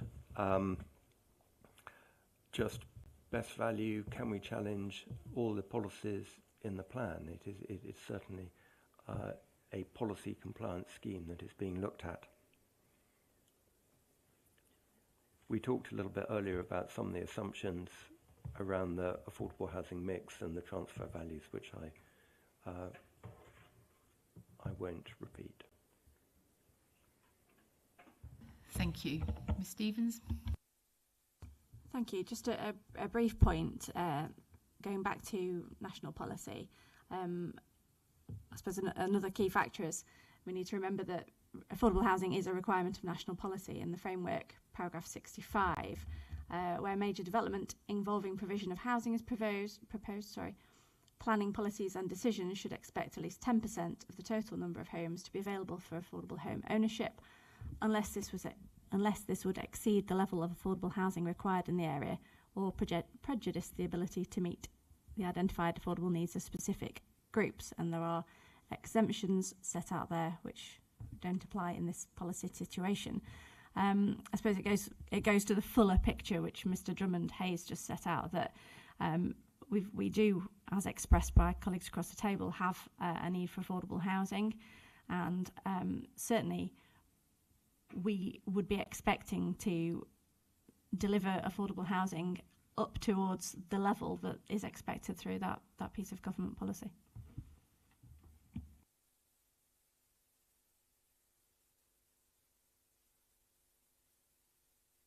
Thank you very much. Ms Harding. Thank you. I am concerned that there still isn't a lot of evidence that suggests that this 10% affordable housing requirement will actually be deliverable, and that the developments will therefore happen and the plan will be delivered. I don't have a problem with affordable housing delivery. In fact, this is one of our points that we want to see the whole breadth of the housing need met, the whole affordable housing requirement met as far as is possible. We obviously want to see this happen and be delivered. My concern is that the viability evidence quite clearly shows that this is an issue, and I don't hear the council providing other evidence to say that this 10% can actually be delivered. Thank you. That probably leads on to part C, actually. My next question was really about the evidence, and I appreciate this is probably a bit of a rhetorical question, because I think large areas of the central area, well, obviously the 10% that you're proposing isn't current policy in those areas, so it's probably an unfair question in a way, but I think there was one site that you referenced near the city centre, LR7. in your evidence that did have some affordable housing.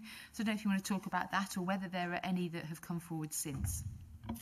Yes, thank you. And yes, you're right, they are currently in 0% areas, so obviously we're not asking for them through Section 106 in these housing market areas.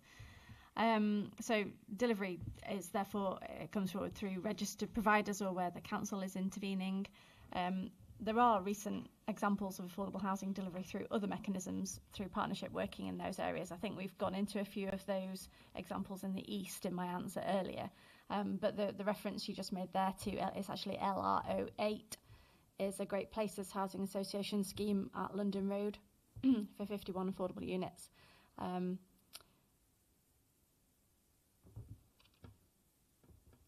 Just a note of clarity, that is in the central sub area, but it's actually in a different HMA, so it doesn't quite meet the point that you're asking there.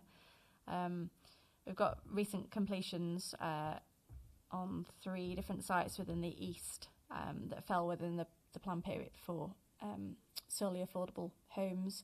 One at Ferrers Road in Tinsley, ES32, which is 93 affordable homes. I won't list them all, but they go back to my point before about other mechanisms for delivery, effectively. Okay, just for reference, the other numbers are ES35 and ES37.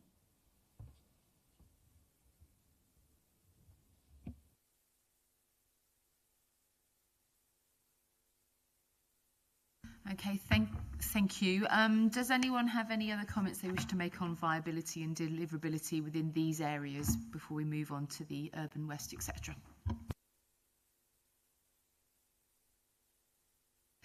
Yes. Oh, it was hidden by the jug.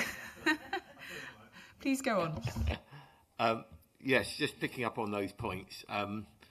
We've heard that there are 27 sites, I think, delivering some 3,000 1- and 2-bedroom apartments in the city centre at present. They are not delivering on-site affordable, and they're not making, to my knowledge, they're not making contributions to off-site affordable. The reason for that, obviously, is the policy for 0% in the city centre, and the reason for it being 0% is because preceding that, whenever we did viability assessments of city centre sites, it came out as 0 or a negative value in terms of being able to provide for affordable housing. So it's not that there's some fat in there, if you like, some fat in the system, that this policy is trying to engage. What it is, and I think it was quite honestly put, is 10% is there to assist the funding bids, so that when these sites are brought forward and funding is requested because they are unviable, as the evidence shows, the provision of 10% assists in securing funding. But that kind of just still goes back to the point: these are unviable sites, and they are the mainstay of this plan. But the other point to acknowledge, and I think the council do acknowledge this, is that the plan will not deliver the level of affordable housing that's been identified as needed. It will fall significantly short of that, because the majority of allocations are within a location that requires a maximum of 10%. But of course, that might be negotiated down in terms of viability, because that's always a possibility. And in terms of the 3 or 4 sites that have been put to you, which are affordable housing sites on their own, so if like they're complete, they are being delivered by RSLs in their entirety, I think that's slightly different. It comes down to the commercial deal that was done with the council on those sites. And yes, I fully understand that can occur, but none of that really supports the fact that the 10% requirement is actually supported by the viability assessment. The evidence is that it's not. But I understand if this is a bidding document, which in my mind it is, I understand the inclusion of it, but it does give you a tremendous dilemma, I think, in terms of trying to find this plan sound. Thank you. Mr. Rose. Actually, can I just say one last thing? Sorry. It comes back to where we started. There are reasonable alternatives to the strategy the council are pursuing that would deliver significantly more affordable housing. The council own vast stretches of land, as set out in my earlier submissions, as well as there's land in other ownership which could come forward and bring forward much, much higher levels of affordable housing, and if one takes into account what's being said in the emerging MPPF, up to 50% affordable housing, and that could be delivered if one of those reasonable alternatives have been chosen. Thank you. Mr. Rose.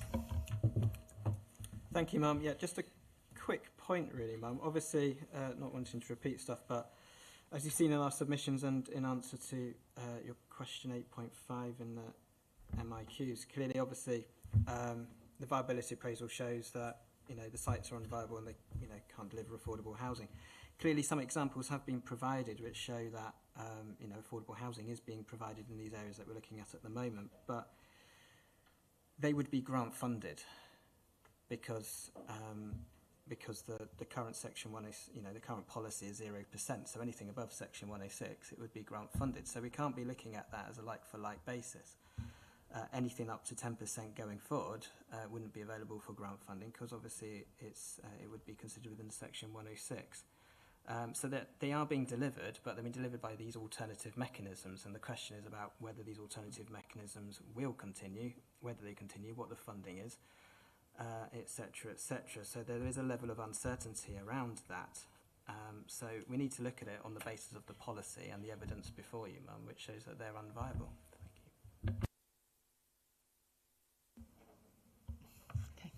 Thank you.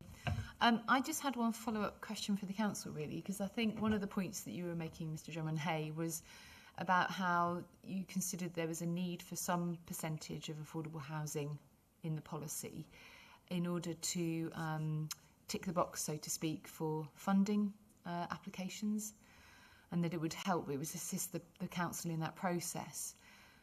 But obviously you've got quite a lot of examples of funding that has been secured in that central area already, haven't you, for Neep's End, and there was reference to Moorfoot as well. It clearly hasn't, and that you've got a current 0% approach, haven't you, in the plan, so it clearly hasn't prevented the council getting funding. Did you wish to comment on that, or it might be Ms Stevens? I'll make a start, but I might pass to Mr. Drummond-Hay. I think the figures that have been bandied around support for growth at Neep's End, an element of that is to aid delivery of affordable housing, but the large part of it isn't about affordable housing. It's about enabling those sites to come forward. It's not specifically affordable housing funding. I think what Mr. Drummond-Hay was probably referring to was on sites generally where there's potentially a shortfall between what the developer can offer in relation to a policy and the full policy extent, that funding would be sought, and for that to be in place you have to be asking for affordable housing in the first place. Can you just confirm what sources that would be then? Well, HIF funding, the Housing Infrastructure Fund, those type, in particular on those schemes where we've been working, particularly down in Kent and Wiltshire, it is the absolute requirement to get over the first hurdle. It's also part of requirement to secure Homes England affordable housing funding as well. If you've got a site or there is a site that can't meet that full policy complement, then you can bid into Homes England affordable housing pots to top that up, as long as there is a requirement within the policy.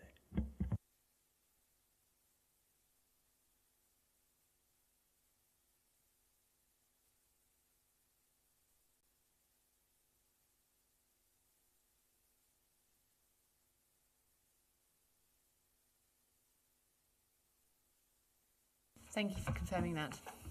Ms Stevens? Sorry, I've just been also reminded that it's part of the CPO policy requirements when you're working through that process.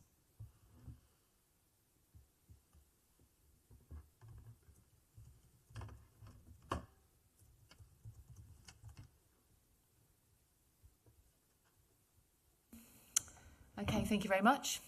I think then we'll move on to the next item, which is the appraisal results for the Urban West, Stocksbridge, Deepcar, Don Valley, Chapelstown, Ecclesfield areas. So these appear to show that greenfield sites, I think, are viable. I think that's my reading of the tables, and brownfield sites are not viable in terms of the appraisal results. So looking then under the Part A, so paragraph 10.47 advises that there shouldn't be reliance on brownfield sites within these areas to deliver numbers required unless there's clear evidence that sites are deliverable, and specifically says recent, for example, recent planning permission, public intervention or owned by the council. So, Ms Stevens, if you want to just run through again what the evidence is that the council has that these brownfield sites, I think particularly, are deliverable here. Sorry, Mum, just before Ms Stevens answers that, she just made reference to the compulsory purchase order guidance. Can I just be a bit more specific on what the reference was in case it assists?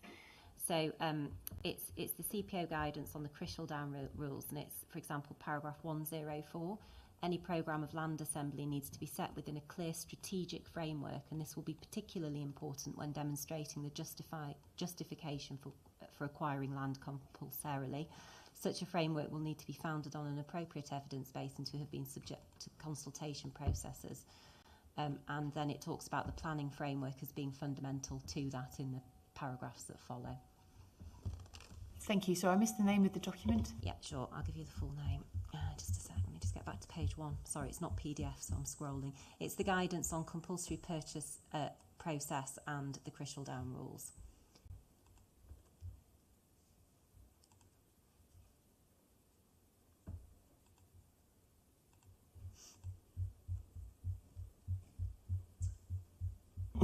Thank you.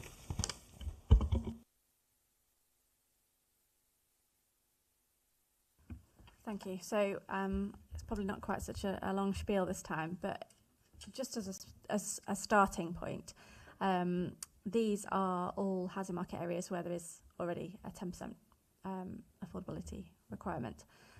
They are spread out across the city, so they're not all the same in nature, although they are typically what you might refer to as middle market areas. They're quite strong markets, but they don't have the very high values of, for example, the southwest of the city.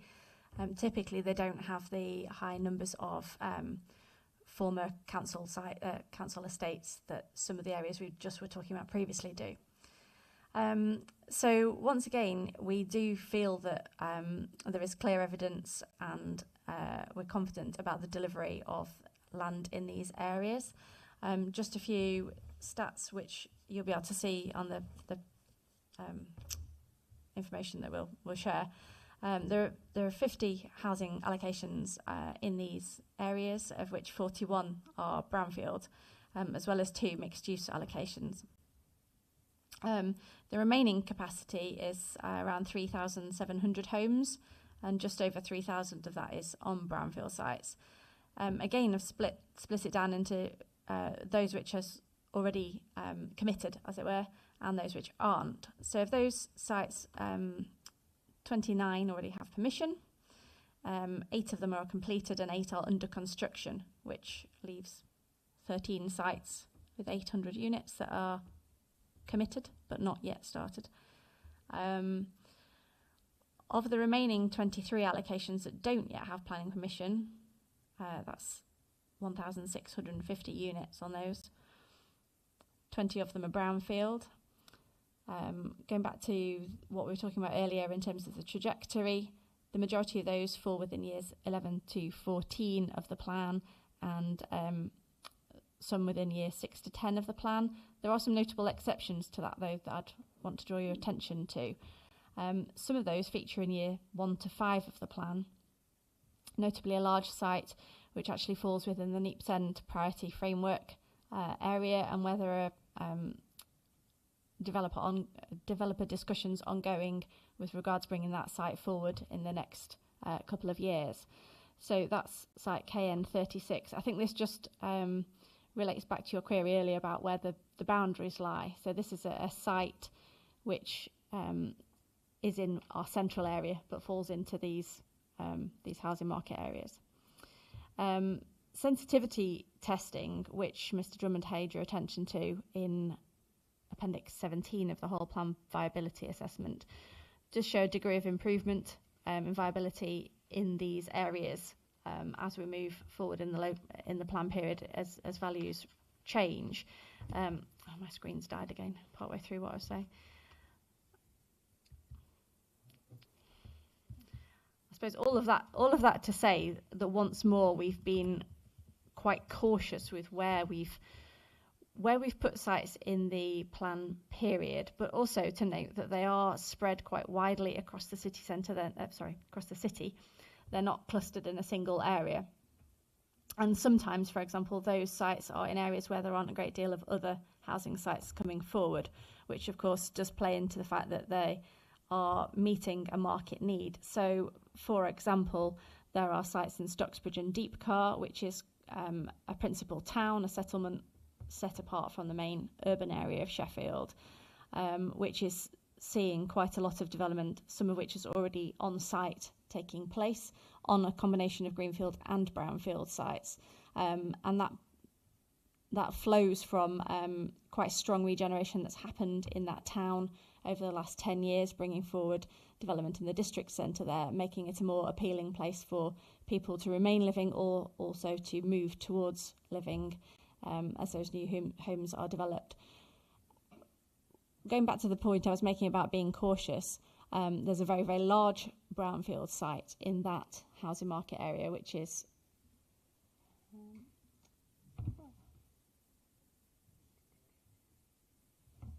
site SD02, which has capacity for 428 homes.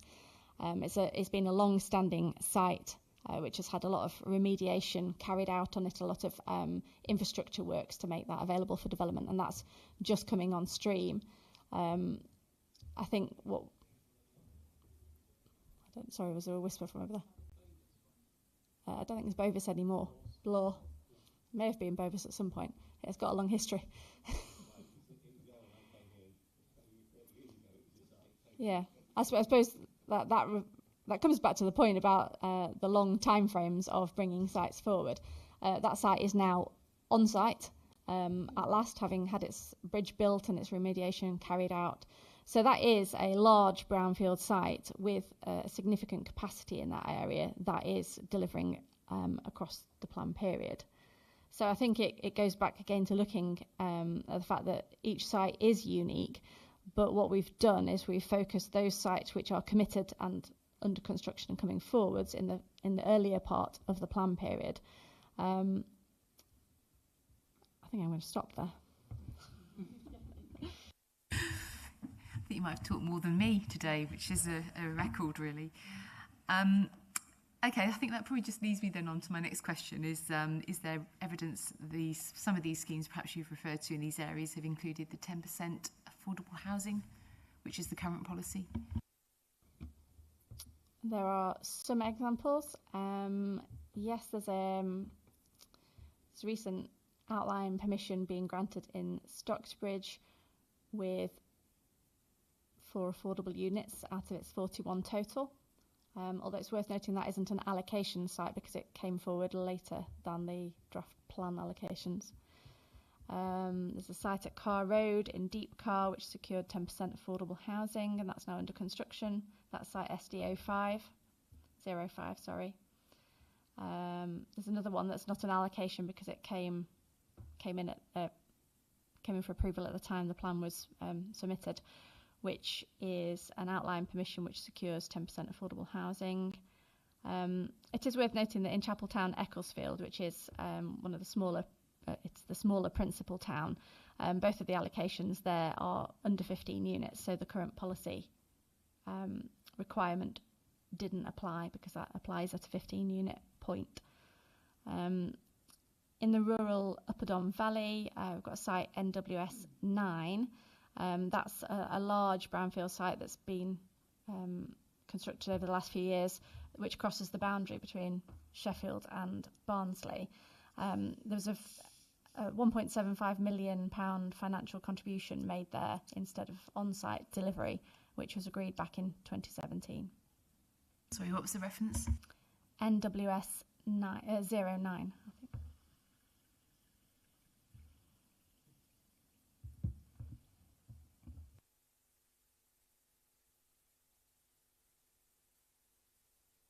Does anyone have any comments on those that evidence regarding affordable housing and then just the deliverability in terms of brownfield and greenfield within these areas? You may have covered your points already.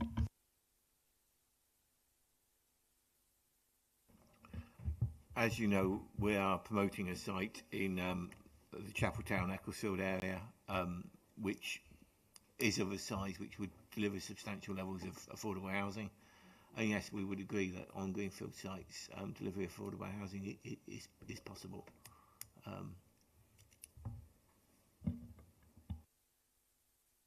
And I would also highlight that that area will have no affordable housing provided at present, because the two schemes that are identified in that area are under 15 units and make no provision whatsoever.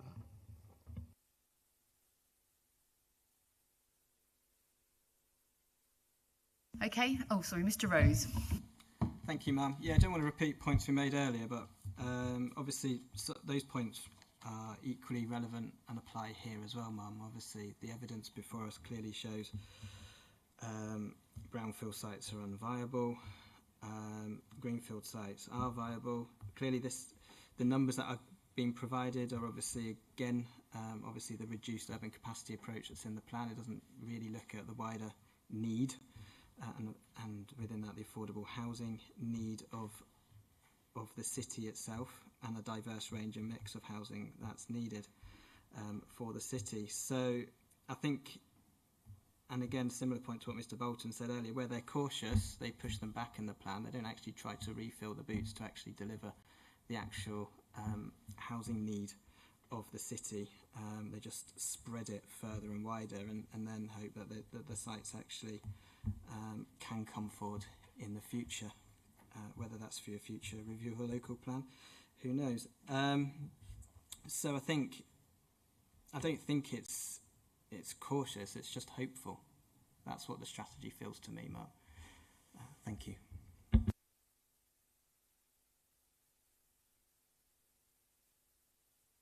Thank you very much. Let's move on then to other appraisals in the viability appraisal. I've firstly picked up on older people's housing appraisals. And my first question under 9A is just a very simple one. I just wanted to double check the typology size. Was it 60 units? Is my understanding correct? Yes. Can you just expand for me on the reason you chose 60? Doing these across the country, these either sheltered housing schemes or extra care housing schemes tend to come forward at somewhere between 50 and 100 units. That seems to be the norm. Where you see larger schemes coming forward, they tend to be part of these integrated retirement communities, which are larger schemes altogether, but they will have blocks of sheltered, blocks of extra care, and then normally a care home within them. That's the newish legal and general type model that they're promoting, not in this part of the world particularly, but certainly around London. The modelling also aligns with the retirement homes group reps, which were produced by Three Dragons and circulated to all the viability consultants doing this type of work around the country, and we've sort of had an eye to that as well. The actual size of the units is important, but not that important, because we make an allowance for the circulation space, and the site area would be adjusted for a smaller unit or a bigger unit. Thank you. So moving on then to part B, the appraisal results themselves. So my reading of table 10.12 is that Site 1, which is Greenfield with 0 affordable housing, effectively is showing viability, and that there isn't much viability in other types of schemes, other typologies. And that the viability assessment document itself advises that this type of development should not be subject to affordable housing. Now, my understanding from policy NC3 is that it would be. If you could just sort of correct me on that if that's not the case. Can I just make it clear that the paragraph 10.007 in the viability section of the PPG specifically mentions specialist housing, including older people's housing and build to rent, where viability should be considered at the development management stage. So our advice was it was not proportionate to develop different policies for every different type of affordable or every different type of housing that could come forward.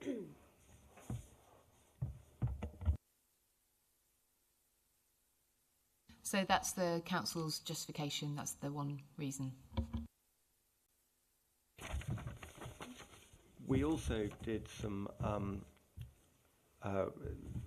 we've done some sensitivity testing on prices. It's not within the report, and I'm not going to ask you to accept it, but in our viability work, we've based the value assumptions on average values because that's what the PPG suggests you do. If you were to use the upper quartile values, and by definition, a quarter of schemes will have values that are above the upper quartile values. Sheltered housing on greenfield sites can bear 30%, on brownfield sites 10%, and extra care housing on greenfield sites can bear 10% housing. So these are very sensitive to those changes in values, and there's a need for both market older people's housing and affordable older people's housing. But the fact that the PPG specifically suggests that these should be considered at the development management stage is where the advice came from. Thank you. Ms. Harding. Thank you. Yeah.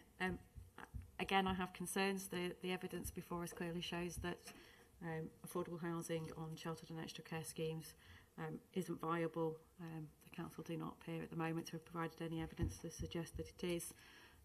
Policy NC3 talks about housing developments. It then has its definitions box where it sets out that housing developments is use class C and C3, sorry, C2 and C3.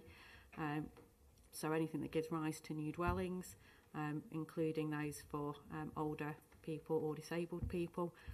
As I say, I have concerns. This policy, as I say, isn't evidenced in terms of what we have before us, in terms of the evidence in the viability assessment or anything else. The PPG does say that different requirements may be set for different types of or locations of site or types of development.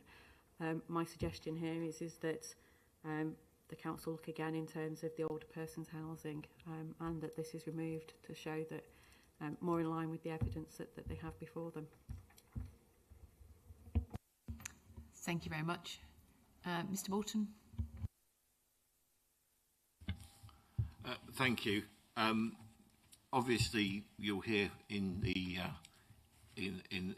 when we come to discuss the areas, you'll understand that Inspired Villages, part of Legal in General, are actually promoting a development indoor, and that is an extra care facility, the approach taken, 60 tends to be the minimum level to provide extra care, because you need a certain number of units in order to fund the care packages. The difficulty with these operations is they can't compete with residential in terms of residential values. They don't pay residential land values. In addition, they have other things such as longer times for sale. The sales take much longer than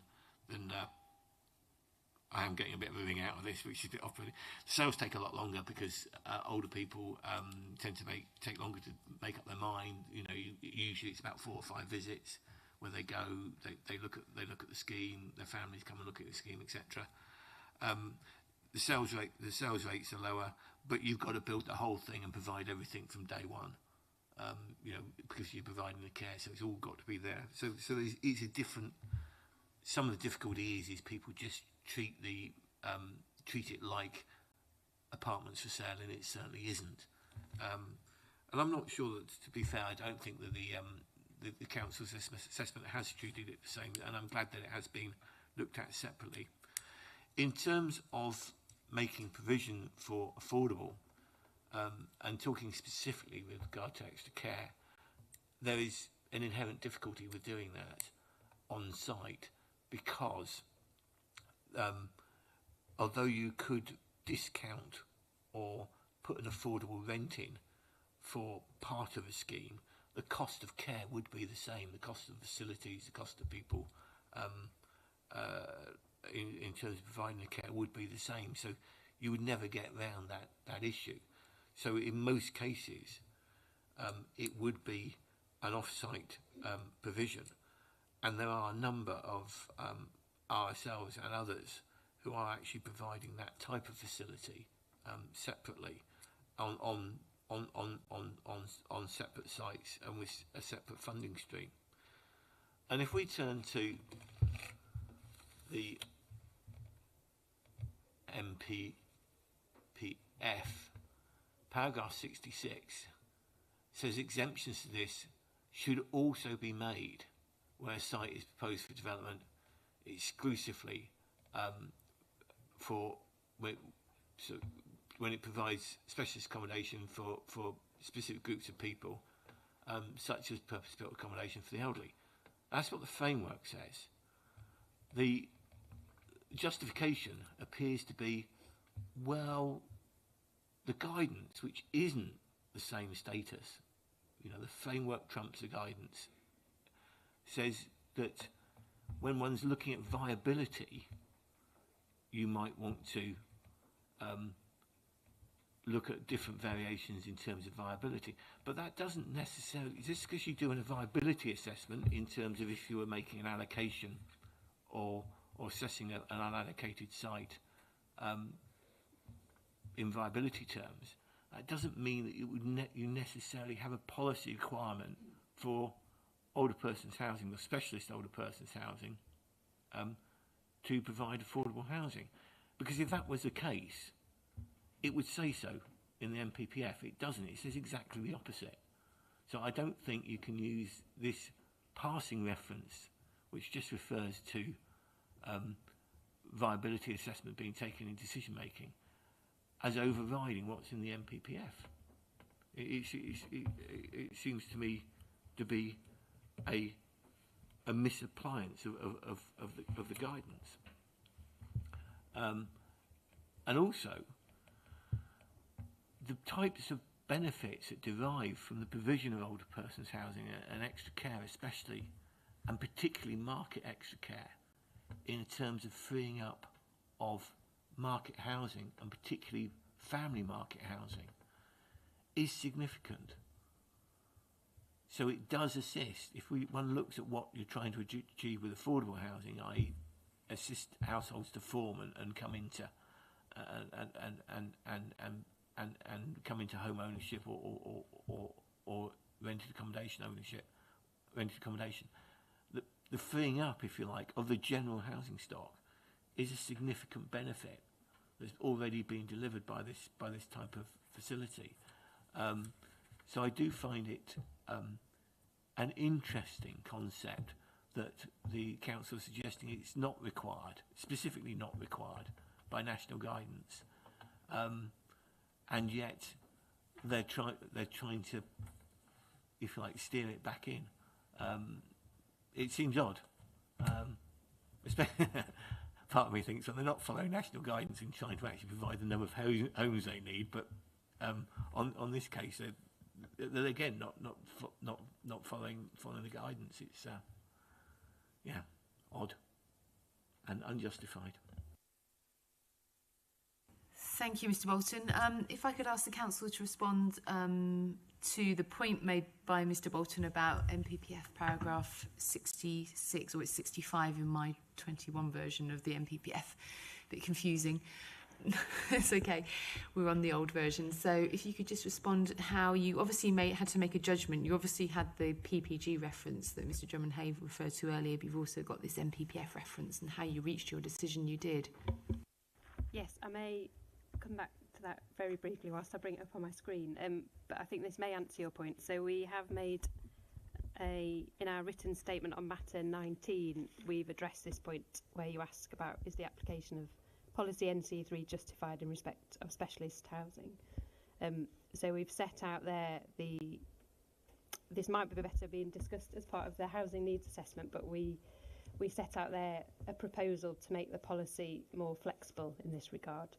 So paragraph 19.9 of our hearing statement sets out the reasons for that and our proposed modification. Can you remind me, I did have a quick, obviously we've had the session delayed now, so I have had a quick read, but can you remind me what it said? So it starts with our identified need, which I suppose then goes back to, Laura's got it on screen, paragraph 65, thanks, 65. So that just sets out the updated evidence, which I know is still yet to be published on the examination website. So that just sets out again that we are acknowledging that there is an identified need for specialist housing, in particular in the affordable sector. So we've set out that the application of NC3 in relation to specialist housing is one of a suite of enabling policies to meet the needs for older and disabled people. But it just reflects the council's priority to deliver affordable housing for all ages. But we set out in paragraph 19.9.2 that the council do recognise the challenges in delivering this type of accommodation. So we've proposed some flexibility in the 10-year split requirement. So at the point where an application comes in, as per PPG on viability, the scheme would be assessed on viability, and we have proposed further flexibility on the 10-year mix proposal for those schemes. And that's set out in our modification, which I can't see the reference for because it possibly hasn't got one on that. But it's all set out in paragraph 19.9.2. So I do acknowledge we are still asking for a requirement for specialist and older persons, but we've proposed flexibility when the scheme comes forward and is assessed. Obviously, we're going to have a full discussion on this at a later date, so I think probably, I mean, it's been useful just to touch on it for now, but I think if we just have to wait, I think, Mr. Bolton, and have that fuller discussion under that later session. You're not here. Okay. Obviously, you've made your points. Was there anything else you wanted to raise? Well, I say I'm not here. I'm pretty sure I'm not here, to be honest. Yes, firstly, the PPG that's being used for justification, that's about contributions. It covers an assessment for all contributions. So it's not, and therefore older persons housing could be assessed in terms of viability, in terms of making other contributions, whatever they might be. That's the purpose of the PPG. It doesn't undermine what's clearly set out in paragraph 65 of the PPG that we're assessing. Secondly, the fact that the proposed policy seeks to secure monies from older person's housing, market older person's housing to provide social older person's housing, that kind of falls down because there's actually no sites identified for older person's housing at all, market or otherwise. So you can't be saying, well, we actually want to secure this because we're going to provide something else. They're not. They're simply not identifying the sites. And in terms of tenure splits, it's very, very difficult, as I've already explained, to actually have a tenure split on the same site. They're usually provided by different operators on different sites, and there's a very good reason for that.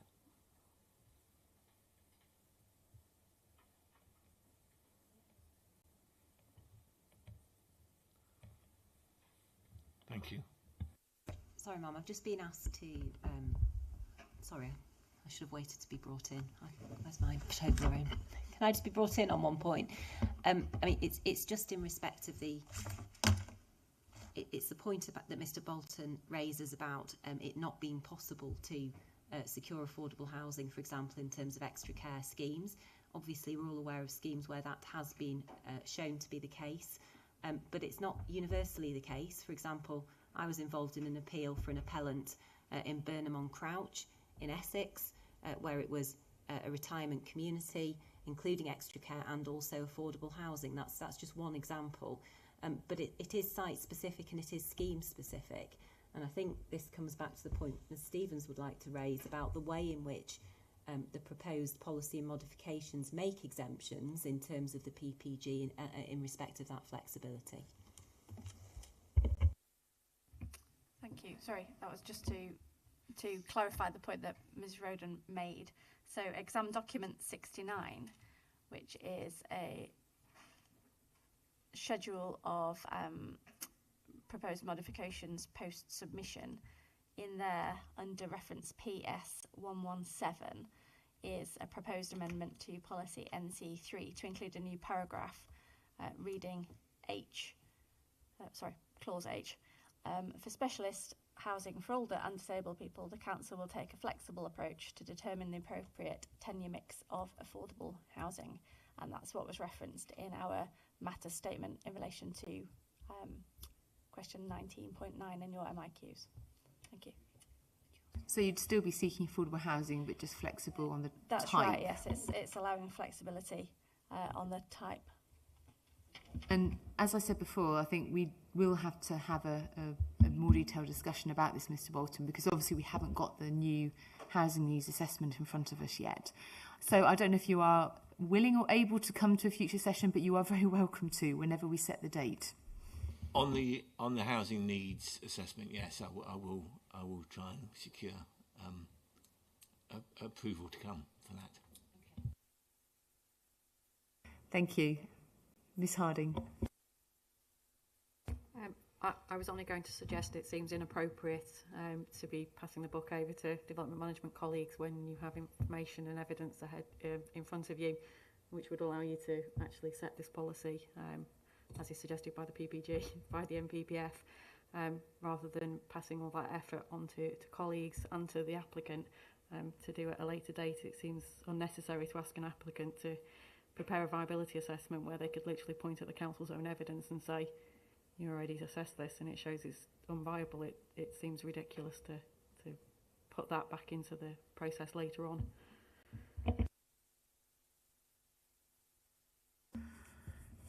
Thank you. Right, I think when we'll move on to the next agenda item, which is item 10 on employment appraisals.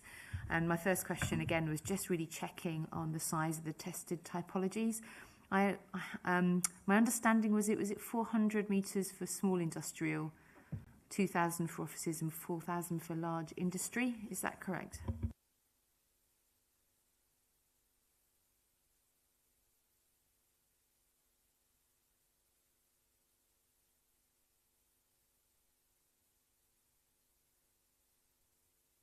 So shall I explain the approach that we take? Yes, that's my next question. Good preempt. The council, when they allocate land for employment sites, clearly want biotech labs full of highly paid scientists working in them. But when it comes to allocating land, the land is allocated for employment uses. So it could be lots of scientists there. Equally, it could be a shed full of Amazon parcels waiting to be sent out. So our approach is to model the components that might be put on an allocation. They might be big boxes or they might be shiny offices. And that's the approach that I think is widely used in viability assessments.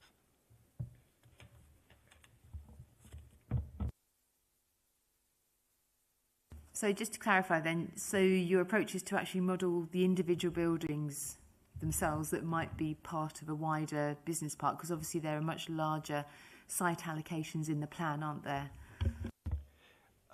Yes, the building and the sort of the immediate surrounds. So it does take account for things like car parking and what have you. If it's an office, the net gross assumptions are sufficient to allow for normal car parking standards and matters like that.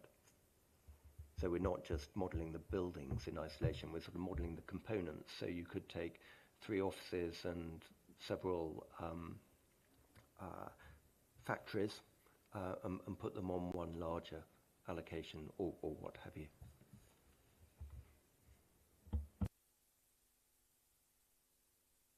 Okay, thank you. Does anyone have any comments on that approach and the tested typologies?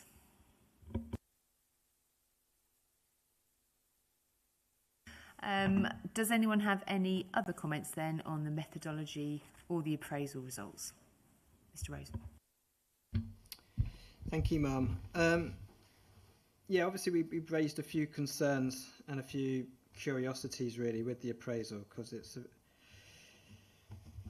a bit strange really in some of its conclusions, because it seems to suggest that I seem to get some feedback. It seems to suggest at the ultimate end that commercial developments are unviable in Sheffield, which is unusual, but I think that's because of maybe some of the inputs, but obviously I have some queries about some of the inputs as well. Because when you read the end of the appraisal on page 211, I think it's baked in from the start. It seems to assume a blanket £600,000 a hectare for existing use value, whether that's offices in centrally or industrial, or whether that's industrial small.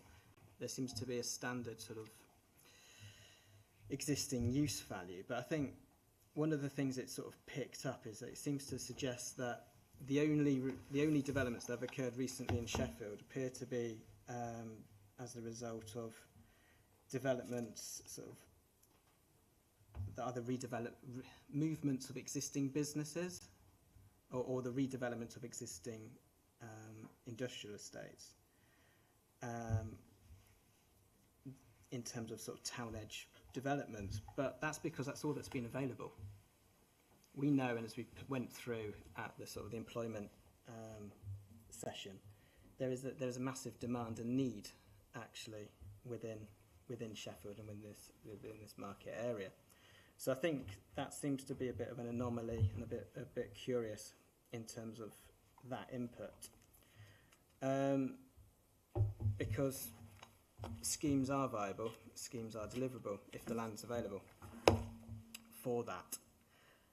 Equally, I think we raised a few concerns around some of the other policy inputs that don't seem to reflect or refer to some commercial developments as well, in terms of ES2, ES1, ES3 and ES4. All the policies seem to pull in commercial, but there don't seem to be any assumptions around that as well. So I just feel that there's a need for clarity and maybe further evidence around that and justification. We didn't really see where some of this information has come from, how it's justified and how it's actually come through the actual appraisal system. Thank you, Mel.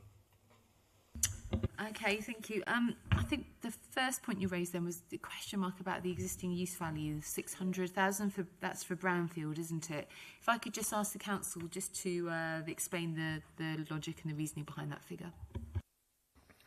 So that was based on a review of the property market and what were typical brownfield sites. Now, the brownfield sites in the council area do include the good, the bad and the ugly. And there's some horrible sites out there and some really good sites out there. And it varies, but one needs to make a high-level assumption in a study of this type. What I would say is that these results are not unusual when it comes to looking at the viability of employment uses in plan-wide viability studies, but because it all comes back to a developer-led model where a developer buys a bit of land, gets planning permission, builds some units on it, and then sells them, and the whole purpose of the development is only to make a return, to make a profit, when actually a large amount of commercial development comes forward either on a sort of on a pre-let basis. So a developer won't start a scheme until an end user has been identified, and it's whereas some speculative development does come forward, particularly for the very largest sheds and things. On the whole, the development is going to be tailored to the end user, and it's a slight anomaly because if you run a business making cutlery, being in Sheffield, you're not so much interested in what the value of your factory is. What you're interested in is, will you be able to make more knives and forks more efficiently than you could beforehand? And it's a sort of different driver behind the whole approach. Did you want to say something as well about the different policy requirements that have been factored in? I can see from the introduction to Chapter 11 that there's reference to some type of policy requirements within your appraisal. Did you want to say some words on that? Yes, I was trying to just look up the policy requirements that we haven't, that we may not have factored in, to talk you through those. So what we've done is we've modelled based on the current standards, and we've looked at different environmental standards and built in a cost for anticipated Section 106 costs, which was carried forward from the previous work, £20 a metre squared allowance, which is quite a high allowance when one thinks about what other areas are charging, and in most parts of the north, certainly north of Birmingham, I can't think of any councils where employment uses are subject to SIL, so they're almost always zero rated. I'm sure there are some examples, but I can't think of any off my head. And there's reference as well to, you've done some sensitivity testing, I think, as well, haven't you, about zero carbon as well? Yeah, or on additional prices, on additional costs, and we suggested the council should be cautious in seeking those. I do have a caveat about this, though, and we used to look after Croydon Council, couldn't be more different to this area, where they were seeking, or do seek, BREEAM Excellent on their buildings. Costco came along and refused to agree a a planning condition for BREEAM Excellent. 18 months later, they won the prize for the best BREEAM Excellent building in the country, because the driver behind these policies is about the operational costs of the buildings, and electricity is so fiendishly expensive, and the cost of heating the buildings is so fiendishly expensive. The driver tends to come from the occupier rather than the developer. Thank you. Mr. Rose, did you have any final comments? Yes, ma'am. I think it wasn't. Sorry, I was still unclear, really, ma'am, because I don't think what we set out, and I think is clearly. I think ES2 refers to all new development. It doesn't refer to commercial or non-residential. ES3 again doesn't really, in the analysis, doesn't really look at non-residential. ES4 only really considers green roofs and sort of refers to housing and flatted schemes.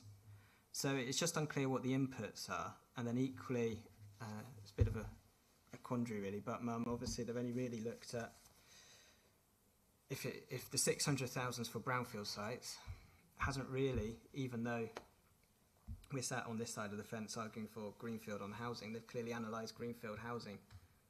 So that isn't an equivalent in terms of obviously commercial, because they seem to have baked in the 600,000 on brownfield, if that is brownfield, existing use value. So it's only really looking at the redevelopment of existing sites. So I'm just slightly confused and concerned here, Mum, because obviously there's a significant need for commercial development, industrial and logistics in the area. Those schemes can come forward and be provided for, and they are viable, Mum. So I just don't want the evidence to show that that actually, commercial schemes aren't viable, because that's what it seems to suggest, Mum. So I'm just a little bit confused and concerned, and I just think there's a whole layer of issues with this viability appraisal, which is leading to a lack of clarity into the actual position, Mum. I think that's my concern, Mum. I mean, there is testing of the greenfield, which I can see, but in terms of those specific policy requirements, I think it might be useful if you could just go through those. So it's ES2, 3 and 4, which were specifically mentioned. Yes, you're right. We did include both greenfield and brownfield sites. Page 183.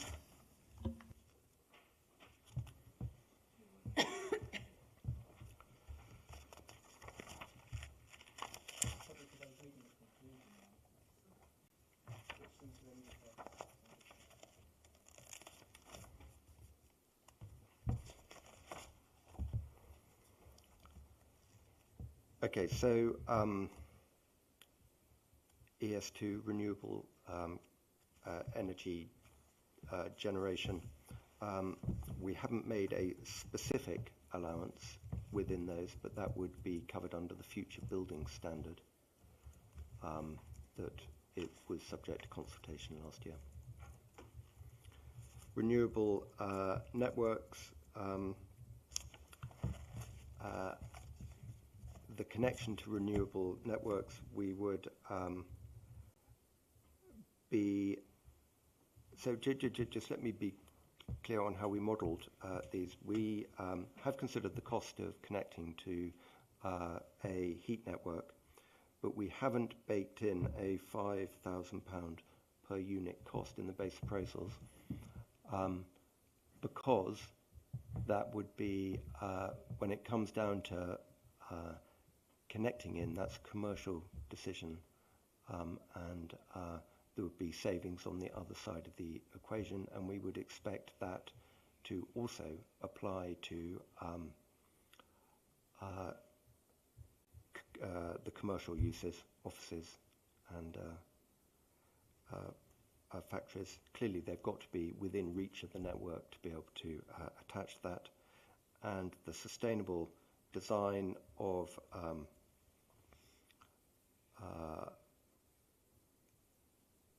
policies, we have not made an allowance for that within the non-residential element. Thank you for clarifying. Mr Rose, does that assist? Do you have any follow-up questions? Thank you, Mum. I think obviously it just shows that they've not. It's not fully clear, Mum. Is my point, Mum. It's not evident, and you can't really see the flow through, Mum, in terms of the appraisal. It could be a lot clearer, with a lot more rigour and sensitivity analysis. I don't agree with some of what's being portrayed, Mum. Thank you. Thank you for your points. Mr Bolton. Just very quickly, because as the council know, we have actually promoted some very successful employment sites in the city, and particularly on AMRC2 out by the out on the Parkway. But I think my conclusion on this, it's a little bit like the housing. If you allocate the right type in the right location, yes, it will be delivered because it will be viable, and it will be able to cover the associated policy costs in many cases. So, I mean, Mr Rose's concern, I think, is that one could use the results of this assessment to not allocate further land for employment, and I think that would be wrong. But what it does show that if you are allocating land for employment, you should actually give consideration to greenfield releases, because that makes those developments that much more likely to come forward, that much more viable.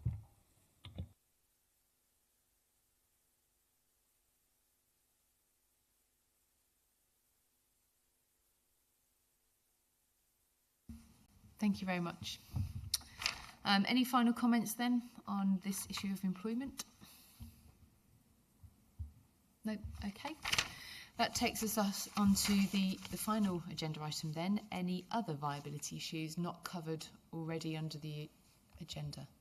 It was just one point I think I sort of mentioned, which we've just seen, which we haven't really covered, which is obviously the question around abnormals, which obviously reflects back to brownfield, where I think the appraisals assumed a 5% assumption, but then it also, in terms of BCIS cost, but then it also states that these sites that are less expensive will command a premium price over and above those that have exceptional or abnormal costs. So what they're expecting, an assumption on this, which leads back to the strategy, is that actually those with significant abnormals, landowners will obviously expect a lower price. That's that can happen, but equally that doesn't happen either when someone turns up and says, we want your site for a premium regeneration scheme, and the landowner can rightly sit there and wait. So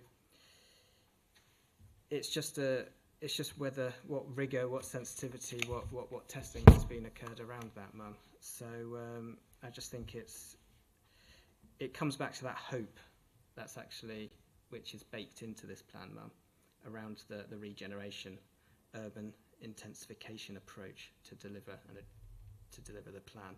There is a hope that those with significant abnormals, and there are significant abnormals, will as this, will accept zero for their site, which is what the viability appraisal says. Actually, they should be paying the council to develop it, because actually it says there's less than zero, is what some of these sites are. So I just raised that concern, Mum. Thank you. If you could just give us an overview then in terms of the 5% abnormal figure that you have within the testing, your justification. So the abnormal costs are addressed from paragraph 7.12 and contingencies from 7.21 of the viability study. We've made an allowance for brownfield sites, an additional 5% of the BCIS cost, and we have used a 5% contingency figure on brownfield sites and a 2.5% contingency figure on greenfield sites. Those were both tested through the consultation process. We put them to the consultation process, and it is right that abnormal costs are also borne by the landowner, and it is quite wrong to characterise the council's position that the council are expecting landowners to pay the council to take their land for development. But the PPG is quite clear that if you've got abnormal costs, that should be reflected in your site value. If you've got two bits of land and one's got a massive great pile of asbestos on it, the owner of the pile of asbestos is going to have to pay for that to be taken away by accepting a reduced land price. If they don't, of course that site won't come forward. But there's no suggestion anywhere in the guidance that the owners of poor sites should be let off policy requirements, be it affordable housing or any other requirements, because their sites are have got some long-standing abnormal cost, contaminated land or subject to flooding or whatever. Thank you very much. Any final questions then, Mr. Rose, or points? It just seems extremely light, given some of the sites and aspects that we're talking about here, Mum. So it's about it comes back to your question earlier as well about some site-specific analysis, you know, on key sites, so that can actually be evidenced and you can understand the actual implications. 5% seems pretty light on some of these sites.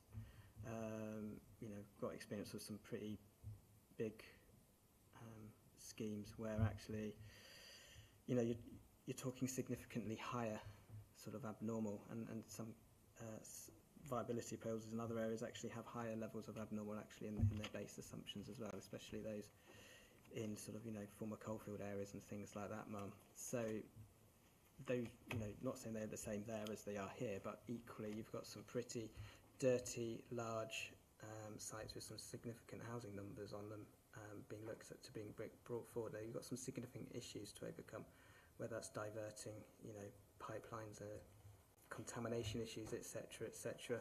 Significant flood modelling that we were discussing yesterday that might need to occur as well. So it's like, it just seems at the light end of the spectrum. We were talking about earlier about a cautious approach, where then suddenly you've got this, which is actually seems fairly light given some of the issues on some of the sites, and I think could be addressed through actually some site-specific analysis of, you know, just so that we could have that confirmation and reassurance, Mum. Thank you. Thank you. Would you want to come back, Mr. Drummond-Hay? I just thought it might be helpful to refer you to table 3.1 of the viability study, where we reviewed some viability assessments that have been submitted through the development management process. On the whole, well, of the 6 we reviewed, only 2 had an allowance for abnormal costs. The reason these were anonymised was because they were submitted to the council on a confidential basis. Obviously, the PPG has been updated, and these should always be published now. But when these were submitted, that wasn't necessarily the case. Not all sites have abnormal costs, and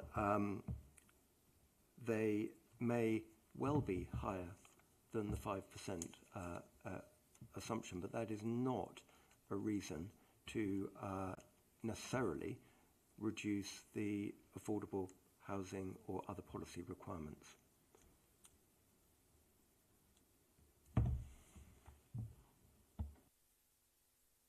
I think it's coalfields were mentioned, and it's just useful to think about what are normal abnormal costs and what are surprising and genuinely abnormal costs. So almost all brownfield sites have a degree of abnormal costs in them.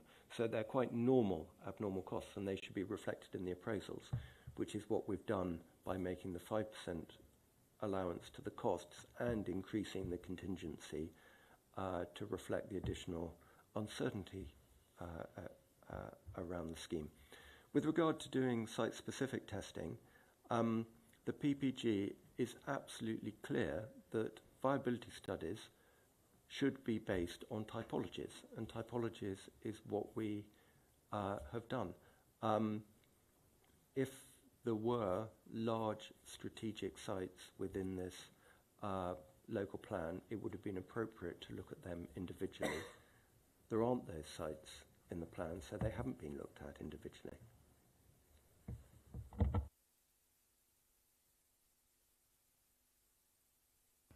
Thank you. So effectively, Joy, just going back to this table I'm looking at.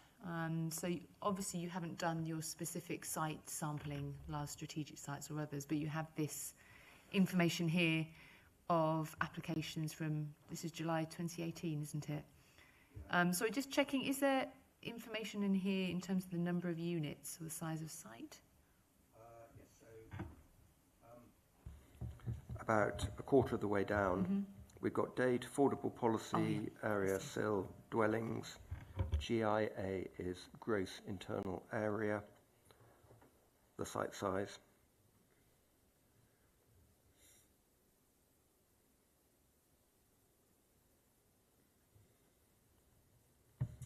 And then what some of the key assumptions were. Thank you.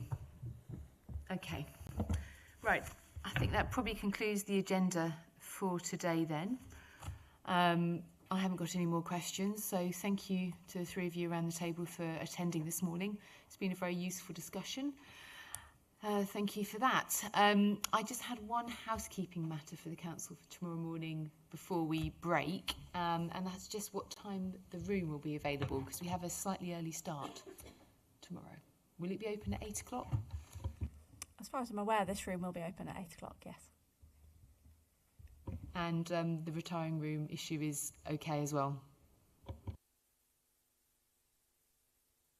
All right, thank you very much. Okay, the hearing session is now closed.